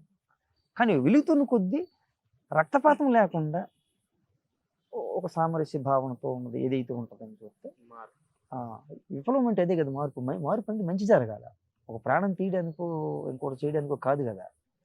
అసలు భారతదేశంలో పుట్టిన ఈ గ్రంథాలకు కానీ పురాణాలకు మించిన విప్లవాలు ఏమి ఉంటాయా అంటే నేను చదివిన దీని ప్రకారం అంటున్నా. వాల్మీకి అంటే ఇప్పుడు వేపనోళ్ళు వేపనలు అంటాం, వాల్మీకి వేపనోడా కాదు, వ్యాసులు గారు వేపనోళ్ళ కాదు అంటే ఆదికవి అన్నారు. మళ్ళీ ఆయనకి ఇట్లాంటి ఇచ్చింది నేను ఇచ్చారు. వాళ్ళు చదివితే రామాయణం అంటే చూస్తే మనం తేలిక ఏంటంటే రామాయణం సీతమ్మ పెళ్లి చేసుకున్నాడు, అడవులు వదిలేశాడు, లంకకి ఎత్తుకెళ్ళిపోయాడు, రాముడు మళ్ళీ తెచ్చాడు, అనుమానించాడు, అగ్గిలో పడేశాడు, బయటకు వచ్చింది. ఇట్లాంటిది అపహాస్యంతోనే బతుకుతున్నాం తప్పితే మనకు తెలదు. రామాయణం వల్ల అలా పైపోయిన 4 ముక్కల కథే తెలుసు మనకి, అంతకుమించి తెలదు. ఎంత గొప్పది. తండ్రి గురువుతో పంపుతున్నప్పుడు, విశ్వామిత్రుడితో పంపుతున్నప్పుడు ఆయన చెప్పింది చెయ్యి అని చెబితే కిక్కురు మన కొండ వెళ్ళిపోయినాడు రామచంద్రుడు. ధనుస్సు ఎవరైతే అది ఎత్తి విలువని శివధర్మంగా ఉంది కదా, దాన్ని ఎవరైతే చేస్తే వాళ్ళకి ఇచ్చి నా బిడ్డని ఇచ్చి వివాహం చేస్తానంటే ఆయన స్వయంవరం ప్రకటించాడు. రాజు అన్నాడు ఆయన దశరథుడు. ఎవరైతే అది బ్రెయిన్లు పెట్టాలి మనం. రాజులు రాచరికలు అనలేదు ఆయన. ఎవరైతే అది ఎవరైనా కావచ్చు. ఇప్పుడు కులాలు మతాలు మీరు పెట్టారు, మీ మతాలు పెట్టి మనసు పెట్టింది అని చెప్తే ఏం చెప్తాం దానికి మనం? బ్రిటిషుడు వచ్చిన తర్వాత వచ్చిన చరిత్ర మాట్లాడుతున్నారా, బ్రిటిష్ ముందు చరిత్ర మాట్లాడుతున్నా మనం తెలియాలి. మనకి అది తెలిస్తే మన బుర్రలో కొన్ని బుజ్జులన్నీ చక్కగవుతాయి, బూజులు పోయి. అంటే ప్రతి దాంట్లో మంచి ఉంటుంది, చెడ్డ ఉంటుంది. మనం క్రియేట్ చేసి జొప్పించే ప్రక్షేపాలు అంటారు, ప్రక్షిప్తాలు, అవి చేర్చేసి దాన్ని ఎట్టట్ట చేసి మనం తక్కువ చేశారు తప్పితే ఎక్కడ తప్పు ఉంది అందులో? అయిపోయింది. తండ్రి తెలియకుండా నేను పెళ్లి చేసుకోలేదుగా, మా తండ్రి గారు కౌరు పెట్టండి అన్నాడు, పిలిపించాడని చెప్తున్నారు పెద్దలు. తండ్రి గారు వచ్చిన తర్వాత బోల్డ్ జరిగినాయి. మరి అక్కడ చెప్పదంటే అది వెళితే లోతుకి వెళ్తే తెలుస్తుంది, చదువుతూ ఉండి పెద్దలు చెబుతూ ఉంటే. మనం ఏదో 4 ముక్కలు మాట్లాడుకుని వెళ్ళిపోతున్నాం, ఇది కాదు. శూర్పణఖంట చెవులు ముక్కు కోసేస్తే రాక్షసి వెళ్ళిపోయింది కదా లంకకి. ఎవడాడు అనేది అరుస్తారు కదా రావణయ్య. అరిస్తే ఆవిడ అన్న ఒక మాట అన్నదంట, తరుణం రూప సంపన్ను సుకుమారో మహాబలవు నువ్వు ఉంటుంది. రామరక్ష స్తోత్రంలో ఒక రాక్షసి అన్న పదాన్ని తీసుకొచ్చి మిడిచారు కదా. అది మన సాహిత్యం, మన సంస్కృతి గొప్పతనం. ఎవరిని వదల? వాల్మీకి కోకిలమన్నారు. ఎవరు వదిలేశారు మన వాళ్ళు? అందరికీ లేపారు. అంటే గుణమున్నోడికి అక్కడ కృష్ణ పరమాత్మ అన్నట్టు ఆ 4 వర్ణాలే కదా. నువ్వే కులంలో పుట్టావు, నీ మానసికంగా పుట్టింది ఇది కాకుండా నువ్వు ఆచరించే కర్మ ఏదైతే ఉంటుందో దాన్ని బట్టి నిర్ణయం చేస్తాను. ఇప్పుడు టీచర్కి వచ్చావు బ్రదర్, ఏ కులం అని టీచర్ని అడుగుతాను, వేపనుడు అంటాం ఏంటి? విద్య నేర్పి గురువుని. ఆ వృత్తిలో ఉన్న ప్రతివాడు, మనుషులకి చీకటి అనేది ఒకటి ఉంటుంది, ఆ చీకటితో లేచి వెలుగు నింపే గురువు ప్రతివాడు బ్రాహ్మడే, అంటే బ్రహ్మజ్ఞానం కలిగిన వాడు అంటాం. ఎవరికైనా కష్టం ఉందంటే ఎదురు నిలబడి ఆ కష్టాన్ని తీర్చిన వాడు ఎవడైనా క్షాత్రధర్మం ఉన్నవాడు క్షత్రియుడే అన్నారు. వర్తకం చేసి ఇక్కడదక్కడ అక్కడదిక్కడ కట్టు బొట్టు గొడ్డ ఏమి ఉన్నాయి కదా, అవన్నీ ఇటువంటి అటువంటి తర్జుమా చేసుకుంటే ఇక్కడ అక్కడికి ఆహార నియమాలు మనకు ఉంటాయి కాబట్టి అన్నీ ఒక దగ్గర ఉండవు కాబట్టి తీసుకొచ్చి సరఫరా చేసిన వర్తకం చేసిన వాడిని వైశ్యుడు అన్నారు. కాయ కష్టం చేసి అన్నీ అందరికీ సేవలు చేయడానికి వీళ్ళు ఒంటితో పనిది. ఇప్పుడు వ్యవసాయం అనేది ఒంటి పనే కదా, తర్వాత సేవక వృత్తులు బోల్డ్ ఉన్నాయి. వీడు శూద్రుడు అయ్యాడు. ఇందులో కులాలు ఏదైతే ఎవడ పెట్టాడు ఏంటి చేసి అప్పుడే ఉన్నాయి, కానీ అక్కడ ఎప్పుడు అంత తొక్కిసులాట ఇక్కిసులాట ఏం లేదు. లోకం కోసం బతికాడు, లోకం ఎలా ఉంటుందో చెప్పాడు అని అందరూ చెప్పాడు ఆయన రామాయణంలో. అంటే మనం ఊరికి మీద పడి ఆడ్డం, మరి ఎవడు ఎటువంటిది చెప్పితే అది అక్కడి నుంచి కొనసాగుతా వస్తుందో. కానీ కొంతమంది ఆఖరి దశలో మారుతున్నారు. ఎక్కడో ఒక చోట ఎక్కడో సరైన టైంలో కాదేమో అని ఎక్కడో బుర్రకి ఏమో ఒక మనిషి ద్వారానో లేకపోతే అతని మనసు మారడము. అంటే అలాని కాదు, ఉన్నారంటే ఉన్నారు, మంచి వాళ్ళు ఉన్నారు, చెడ్డ వాళ్ళు ఉన్నారు. మీ ఇంట్లో లేరా? నీ ఒంట్లో లేరా? వెళ్ళిపోతుంది మన పిల్లం కాకుండా రోడ్డు మీద వెళ్తున్న పిల్లని చూస్తే మనకు మనసు లాగదా? ఒప్పుకోవాలి మనం. నాకు లాగదా, మీకు లాగదా? అయితే ఆగుతుంది. ఎందుకు ఆగుతుంది? మరి కారణం వేరే ఉంటుంది, వేరే ఉంటాయి. దానికి కొన్ని కట్టుబాట్లు ఉంటాయి. కట్టుబాటు అవుతుంది, లేకపోతే భయం అవుతుంది. అంటే సమాజంలో ఉన్న కానీ ఒకదైతే నాగలేదుగా, కన్ను అయితే వెళ్ళింది, అయ్యింది కదా. అంటే ఇన్ని కట్టుబాట్లు ఇవన్నీ మన కోసం పెట్టినవి. అందులో కొన్ని జొప్పించేసి వాడి స్వార్థం కోసం వాడు చేసి వీడు చేసినవన్నీ ఉంటాయి. అలా చేసుకుని వెళ్ళిపోయింది. ఇది అన్నింటినీ భరించింది దేశం కదా, అందరినీ భరించింది కదా. అవి మాట్లాడడానికి మనకి ఎందుకు బాధ? మన దేశం ఇంకో జెండా ఉన్నప్పుడు దాని జెండా దానికి ఉండాలా? జెండా లేదు, ఉందా మన దేశం జెండా? ఉందా? మనం తయారు చేసిన జెండా కదా అది, మొదటి నుంచి మనకున్న జెండా కాదు కదా. మరి దాన్ని కూడా ఒప్పుకుంది కదా భారతదేశం. మరి ఎవరిని తొక్కేసింది? అంటే మనం ఊరికే మాట్లాడుతున్నాం. అంబేద్కర్ లాంటి మహానుభావుడు వచ్చిన తర్వాత మళ్ళీ అలాంటిది పట్టుకుని ఎంతమంది వచ్చామనేసి అంటే ఇంకా రావడానికి ఆపేసామా, ఆపేశారా, ఇచ్చేసారా అంటే దానికి ఎవరి కాడు చర్చ చేసుకోవాలి, ఎవరి కాడు మాట్లాడాలి. మరి ఆ రోజుల్లోనే ఆయన కొట్టుకుని వెళ్ళాడంటే ఈరోజు ఎంత వ్యవస్థలో ఎంత విస్తృతమైన విశ్వవిద్యాలయం అయిన తర్వాత మనకేం అడ్డం అవుతుంది? ఉంటాడు ప్రతి చోట మనిషి, అడ్డం పడేవాడు ఉంటాడు. అడ్డం పడేవాడు లేకపోతే ఆశ్చర్యంగా ఉంటుంది, కానీ ఉంటాడు ప్రతి దగ్గర ఆ ఉంటాడు. ఊర్లో బతుకుదీరు సరిగ్గా ఉండి నా మనసు అంతా బాగుండి ఉంటే ఎక్కడికి ఎందుకు వస్తాను? మనకి ఏది జరుగుతుంది ఇక్కడికి వచ్చిన తర్వాత ఇక్కడ చక్కగా ఉంటుందా? ఏది ఉండదు సోదరా. వెళ్తా ఉన్న తోవలు బోల్డ్ తగులుతాయి. అది పట్టుకుని చూసేది అంతా అది కానే కాదా అనడం అనేది భావ్యం కాదు. అంటే పాటిల్లో ఇది మనం ఎంత భరించాం. కాబట్టి ఎంతో కొంత మనది మనం మాట్లాడుకోవాలి, మనది మనం చేసుకోవాలా. లేకపోతే మన ఉనికి కోల్పోతాం కదా. మన ఇంటికి కూడా గెస్ట్ వస్తేనే ఏంటి అని రకరకాల తీసుకురావాలంటే 4 రకాలు ఆలోచిస్తాం. వాడు వచ్చాడంటే మన ఇంటిలో ఏదైతే వాతావరణం దానికి తగ్గట్టు వాడు ఉండాల్సి ఉంటుంది. మనం వెళ్ళినా కూడా వాడికి తగ్గట్టు మన ఇల్లు బతకాలంటే ఎట్టా? మన దేశం ఒకరు అన్నారు కాబట్టి గుర్తొచ్చింది, లక్ష్మణ్ అన్నకి ఇండస్ట్రీలో బెస్ట్ ఫ్రెండ్, మంచి చెడు చెప్పుకోగల దగ్గర, మనసుకు దగ్గరగా ఉన్నారు సోదరు. కొంతమంది ఉన్నారు ఎంతో అలాంటి వాళ్ళు, కానీ ఉన్నారు బాగానే ఉన్నారు. కానీ వాళ్ళ ఫ్రెండ్స్ అనుకుంటే లేదు, ఆత్మీయంగా ఉన్న వాళ్ళు అంటే చాలామంది ఉన్నారు. అలాగే ఫ్రెండ్స్ అనేది నాకు అర్థం కాని స్నేహం అనేది నాకు అర్థం కాలేదు ఇప్పటికీ. సో ఫ్రెండ్షిప్ అనేది నేను చెప్పలేదు, ఊరికే మాట పర్సన్ నీకు మంచి అలాగ అంటాను తప్పితే నాకు నచ్చినోడు అయితే ఇక్కడ ఉన్నాడే, ఇక్కడ ఉన్నాడే, వాడు నాకు క్లారిటీ ఉన్నాడు. నా తప్పును నాకు చెప్తాడు, ఒప్పైనా చెప్తాడు, ఏవో చెప్తూ ఉంటాడు ఆడు ఒక్కడే. మిగతా వాళ్ళు కాదు. మిగతా వాళ్ళు కష్టం వచ్చిందంటే ఆదుకునే కొన్నారు, వాళ్ళు వేరు. నాకు అన్నీ చెప్పగలిగేది, నేను చేసిన తప్పు ఒప్పు ఏది ఉందంటే క్లారిటీ తెలిసింది, తెలియజెప్పేది ఆడు ఒక్కడే. లోపల ఎవడో ఉంటాడు, వాడేదో చెప్తాడు. అంటే చెప్తాడంటే సౌండ్ ఉండదు, కానీ మన ఆలోచన మనం చెప్తాడు ఆడు ఒక్కడే. తర్వాత మన ఇంట్లో ఉన్నోళ్ళు, మనకి ఇక్కడ బయటకు వచ్చిన తర్వాత ఆత్మీయంగా ఉన్నోళ్ళు, మన మేలు కూరుకునే వాళ్ళు ఉంటారు. అది పరిధి దాటిపోతుంటుంది. మనకు అంతరాత్మ అనేది ఏదైతే ఉందో దాన్ని మించిన మైత్రి లేదు. మన అంటే కష్టం వచ్చిందంటే ఎవరిని కలవాలని గైడెన్స్ ఇచ్చేది ఆడే. కూర్చో అక్కడ, ఏది లేదండి. డెసిషన్ వాళ్ళు తీసుకోవాల్సింది. పక్కన వాళ్ళు ఎన్ని అడిగినా లాస్ట్ కు మన మైండ్ ఏం చెప్తుంది, మనసు ఏం చెప్తుంది, అదే మనం ఆచరిస్తాము. అంతే, మన మనసే కదా. అంటే అది కొంచెం మంచి వైపు వెళితే మంచిగా ఉంటుంది, చెడు వైపు చెడు వెళ్తుంది. మనిషి వెళ్తే మనిషి వెళ్ళిపోతాడు అక్కడికి. అది చెడు అయితే చెడు కొట్టేస్తుంది, లేకపోతే లేదు మనకి. అది ఎందుకని ఏ పూటకి ఎలాగుంటుందో మనకి బుర్రకేమి క్లారిటీ ఉండదు కాబట్టి వెళ్ళిపోతా ఉన్నాడు అలాగే. దీనిదని ఆలోచన చేయకుండా వచ్చిందని వచ్చినట్టు వెళ్దామని. ఈ క్షణంకి ఇది ఉంది, ఇక్కడ పుట్టేమో అదృష్టం ఈ భూమిలో. మనుషులను తలుచుకుంటే వెళ్తాను. చివరిగా పద్యంతో ముగిస్తాం. చెల్లియో చెల్లకో, చెల్లియో చెల్లకో, తమకు చేసిన ఎగ్గులు సైచిరందరు తొల్లి గతించే.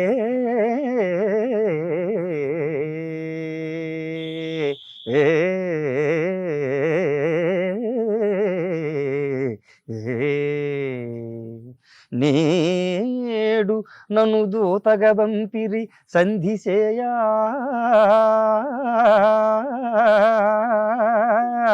నీ పిల్లలు పాపలు ప్రజలు పెంపు వహింపగ పొందు చేసెదో, ఎల్లి రణం వెగూర్చెదవో,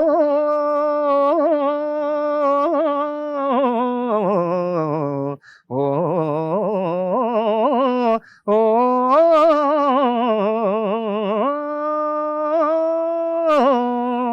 పొందు చేసెదో, రణం వెగూర్చెదవో ఏర్పడ చెప్పుము కౌరవేశ్వరా. ఆ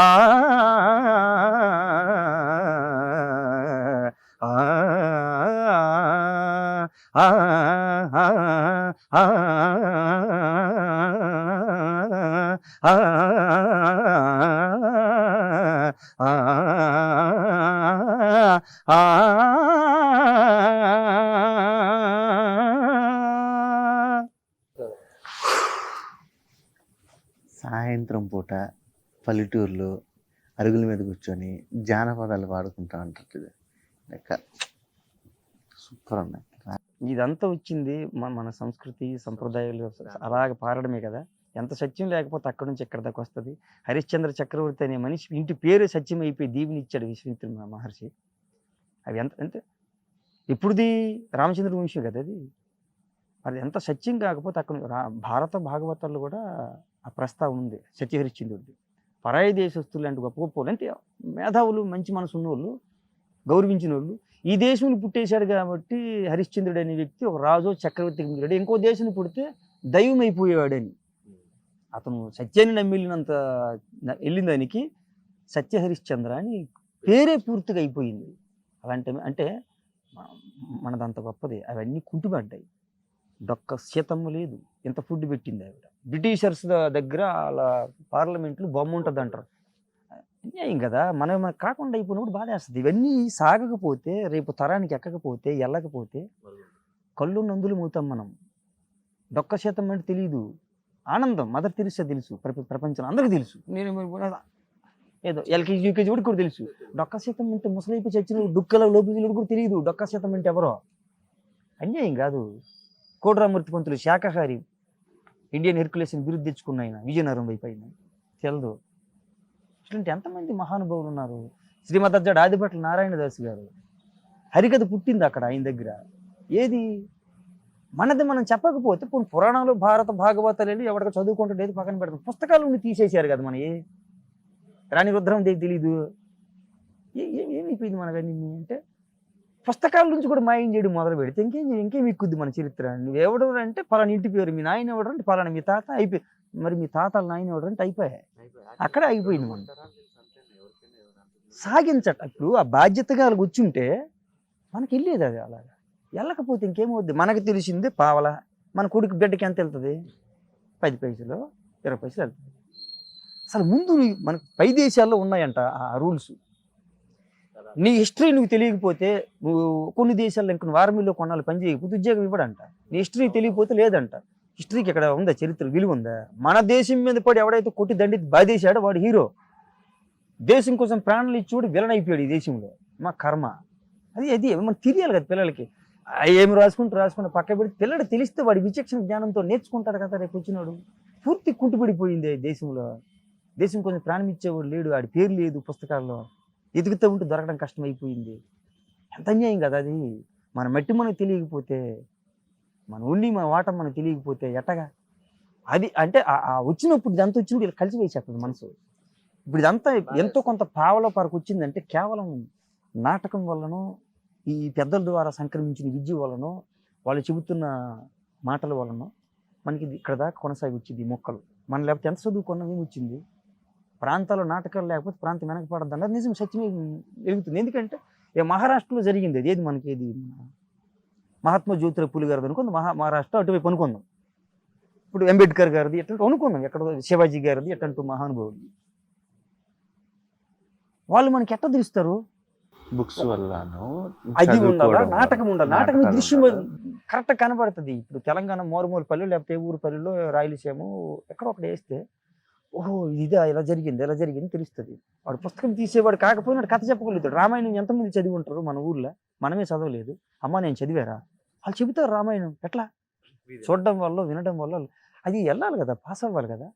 మొత్తం నరికేస్తా ఉంటే ఎట్టాగా? ఇవన్నీ వచ్చినాయి మనకు. అలాగే ఎంత కూడి తిని ఎంత కంటికి నిద్ర ఉండాలంటే మన అస్తిత్వం మనకు ఉండాలి సోదరా. తెలంగాణ సాధించుకున్నట్టు మన అస్తిత్వం మనకు రావాలంటే నా అస్తిత్వం నాకు కావాలని ఇది ఎలాగైతే అడిగిందో ఈ ముక్క, అలా మనకి జనడ బొక్క ఏదో నిండడం కోసము లేకపోతే బయటికి వెళ్ళి బతకడం కోసము 4 మాటలు రావాలా, భాష రావాలా, శుద్ధిగా ఉండాలంటే అవి చదవాలా. జాషువా గారు చేసింది అదే కదా. జాషువా దళితుగా అన్నారు కదా. సరే ఆయన ఏకైవో పక్క పెట్టేద్దాం. మరి ఆయన అదే అన్నాడు కదా. అక్కడి నుంచి ఆయన చూసి వచ్చిన తర్వాత నేను భాష నేర్చుకోవాలన్నా, భావప్రకటన చేయాలన్నా, ఇంకేదన్నా నా బుర్ర నుంచి ప్రపంచంలోకి వెళ్ళాలంటే నాకు వొకాబులరీ కావాలన్నా. వొకాబులరీ ఎక్కడది? ఎన్ని మాట్లాడుతున్నాం మనం. రామదాసు లాంటి వాళ్ళు ఇంకొక మహానుభావులు రాసిన వొకాబులరీ లేకపోతే ఈరోజు భాషకు పదాలు ఎక్కడే మనకి? మనం పుట్టించామా? వాళ్ళు రాసినాయి కదా. అన్నమయ్య లాంటి వాళ్ళు. అవి చూశాడు ఆయన. జాషువా గారు చూసి అన్నాడు. అయినప్పటికీ ఆయన అన్నాడు, దళిత కవి ఆయన తొక్కారు ఇక్కారు, ఆయన ఏమనలేదు. ఆయన బాగా నిలబెట్టింది అందరూ పంతుల్లే. అది చదివినప్పుడు తెలుస్తుంది. డైరెక్షన్ అయినా చేస్తామని చెప్పలేము సోదరా, ఆయన డైరెక్షన్లో మనం వెళ్తున్నాం. అదే ఆయన డైరెక్షన్లో వెళ్తున్నాం కదా, ఆయన ఏం డైరెక్షన్ చేస్తే అదే నువ్వు సరే ఆయన పక్కన పెట్టు కొంతసేపు నీది ఉంటది కదా. కాలం నిర్ణయం ఇప్పుడు మనం కాదనలేము సోదరా, జరిగి డైరెక్షన్ లో ఉన్నట్టు ఉన్నావని. అప్పుడెప్పుడు అంతే. మనం ప్రైమరీ స్టేజ్లో గురువు గారి కోరిక డైరెక్టర్ అవ్వాలనేది. నేను డైరెక్షన్ వైపు వచ్చేది ఆయన, నేను యాక్టర్ అని గోల. ఆయన కోరిక మేరకు థియేటర్లో పనిచేసాను. మన వరకులు మనం చేసుకున్నాం. అందరూ ఇట్లో ఉంటాయి, పట్లో ఉంటాయి. సినిమా అయిపోయి మనం రాలేదు, ఏదో మన సర్కిల్ వాళ్ళతో కూర్చొని పనిచేసాం, కానీ పూర్తి స్థాయి ఒకటి పెట్టలేదు. ఎందుకంటే మనం తెర మీద కనబడాలా, జనంలోకి వెళ్ళాలని కోరిక కదా. అట్లా ఏమంటే తండ్రి నిర్ణయం, ఆ డైరెక్షన్ ఎలా ఉంటే అలాగే వెళ్తుంది. మన స్క్రీన్ ప్లే వేరు, ఆయన స్క్రీన్ ప్లే వేరు కదా. జాషువా గారు అన్నాం కాబట్టి ఆయన అంతరాత్మ పలికిందో ఏం పలికిందో తెలియదు. పెద్దలు నిక్షిప్తం చేసిన అక్షరాన్ని చదివే ప్రయత్నం చేస్తాను. ముక్క అంటాడు, దేవుడిని తిడతాడు. ఇంట్లో పడుకున్నప్పుడు చీకటి గుడ్డు దీపంతో ఉంటే దీపం మారిపోతుంది, లేస్తాడు, ఏదో టుక్ సౌండ్ చూస్తాడు, ఏంటిది ఏమి వచ్చింది, దెయ్యం పిల్లలు తిరుగుతుంటుందని చూస్తే గబ్బిలం తిరుగుతుంది. ఎవరది అని ఎదుగుతాడు. నా ఇంట్లో ఏముంటుంది, వచ్చే ఊరికి దూరంగా ఉండి చూస్తే ఓహో గబ్బిలం నువ్వా అని దాని కథ చెబుతాడు. నా జాతి ఎంత కష్టపడిపోతున్నా, ఎంత తొక్కారు అంటే ఇందాక అనుకున్నాం చూడండి. ఆఫ్టర్ బ్రిటిషర్సా బిఫోర్ బ్రిటిషర్స్ వాళ్ళు వచ్చింది ఇది పెంట అంత అనేది. ఆయన ఆత్మఘోషలో అంటే ఆయన చెబుతున్న ఆవేదన గబ్బిలింగ్ చెబుతుంది అంటాడు. చెబుతాడు, ఇక్కడ వెళుతూ మేము పడుతున్న బాధలని కాశీనాథ్ నువ్వు చెప్పమ్మా. ఎప్పుడు చెబుతావంటే ఆ పూజలు లేనప్పుడు నువ్వు శివుడి చెవికి దగ్గర ఉంటావు, ఏలాడుతూ ఉంటావు కదా, మాలాగా కాళ్ళు కిందకి ఎట్టి వెళ్ళావు కదా, ఈ దరిద్రాన్ని ఈ మనుషుల మధ్యన బతకని కాళ్ళు పైకి తల కిందకి ఎట్టి వెళ్తావు కదా, నువ్వు పుణ్యాత్మురాలవి, నువ్వు వాళ్ళ ముందు శివుడి చెవులు చెప్పమ్మా అని కొన్ని మాటలు చెబుతాడు ఆయన. అలా చెబుతున్న సందర్భంలో దేవుడి మీద చిరాకు పడిపోతాడు. కోపంలో వచ్చేసి నోరు జారేసి ఒక మాట అంటాడు ఆయన. ఆ మాటని ఇంత నీకు చావు రాదు, మాకు సుఖం లేదు అంటాడు ఆయన దేవుడిని. పక్కన స్పృహగా వచ్చి క్షమించమని అడుగుతాడు. అమ్మా నాది ధర్మాగ్రహమే కానీ దైవ ధిక్కారం కాదమ్మా, దేవుడికి నా మాట చెప్పంటాడు. అంటే జాషువా గారు మాట్లాడిన దైవాన్ని దూషించలేదు, ఆ దైవ వ్యవహారాన్ని దూషించలా, అందులో ఉన్న మనుషులు చేస్తున్న పెంటను దూషించాడు. అది ఎక్కడా ఉన్నదే. దాని మీద యుద్ధం చేద్దామని అన్నాడు తప్పితే మరి ఆయన బ్రాహ్మణులతో తిరిగాడు, బ్రాహ్మణులే సన్మానాలు చేశారు, బ్రాహ్మణులే పెద్దవని చూస్తే తెలుస్తుంది. ఆయన ఆవేదన ఉన్నప్పుడు ఒక పిట్టతో చెబుతూ ఉంటాడు. చెబుతున్నప్పుడు ఆడు ఎక్కడ పుట్టాడు, సరే అన్నం కాబట్టి అనకు తప్పదు, ఎవరు ఎలా తీసుకుంటారు, ఎవడు మస్తిష్కానికి వెళ్తాడు, అక్షరం అయితే ఉంటుంది కదా అందం. వీనిను ధరించు భగవంతుడే లేడు, మనుజుడెట్లు వీని కనికరించు, వీడు చేసుకున్న పాప కారణమేమో,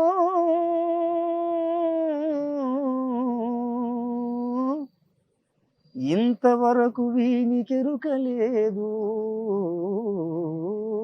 ఆ ఆ ఆ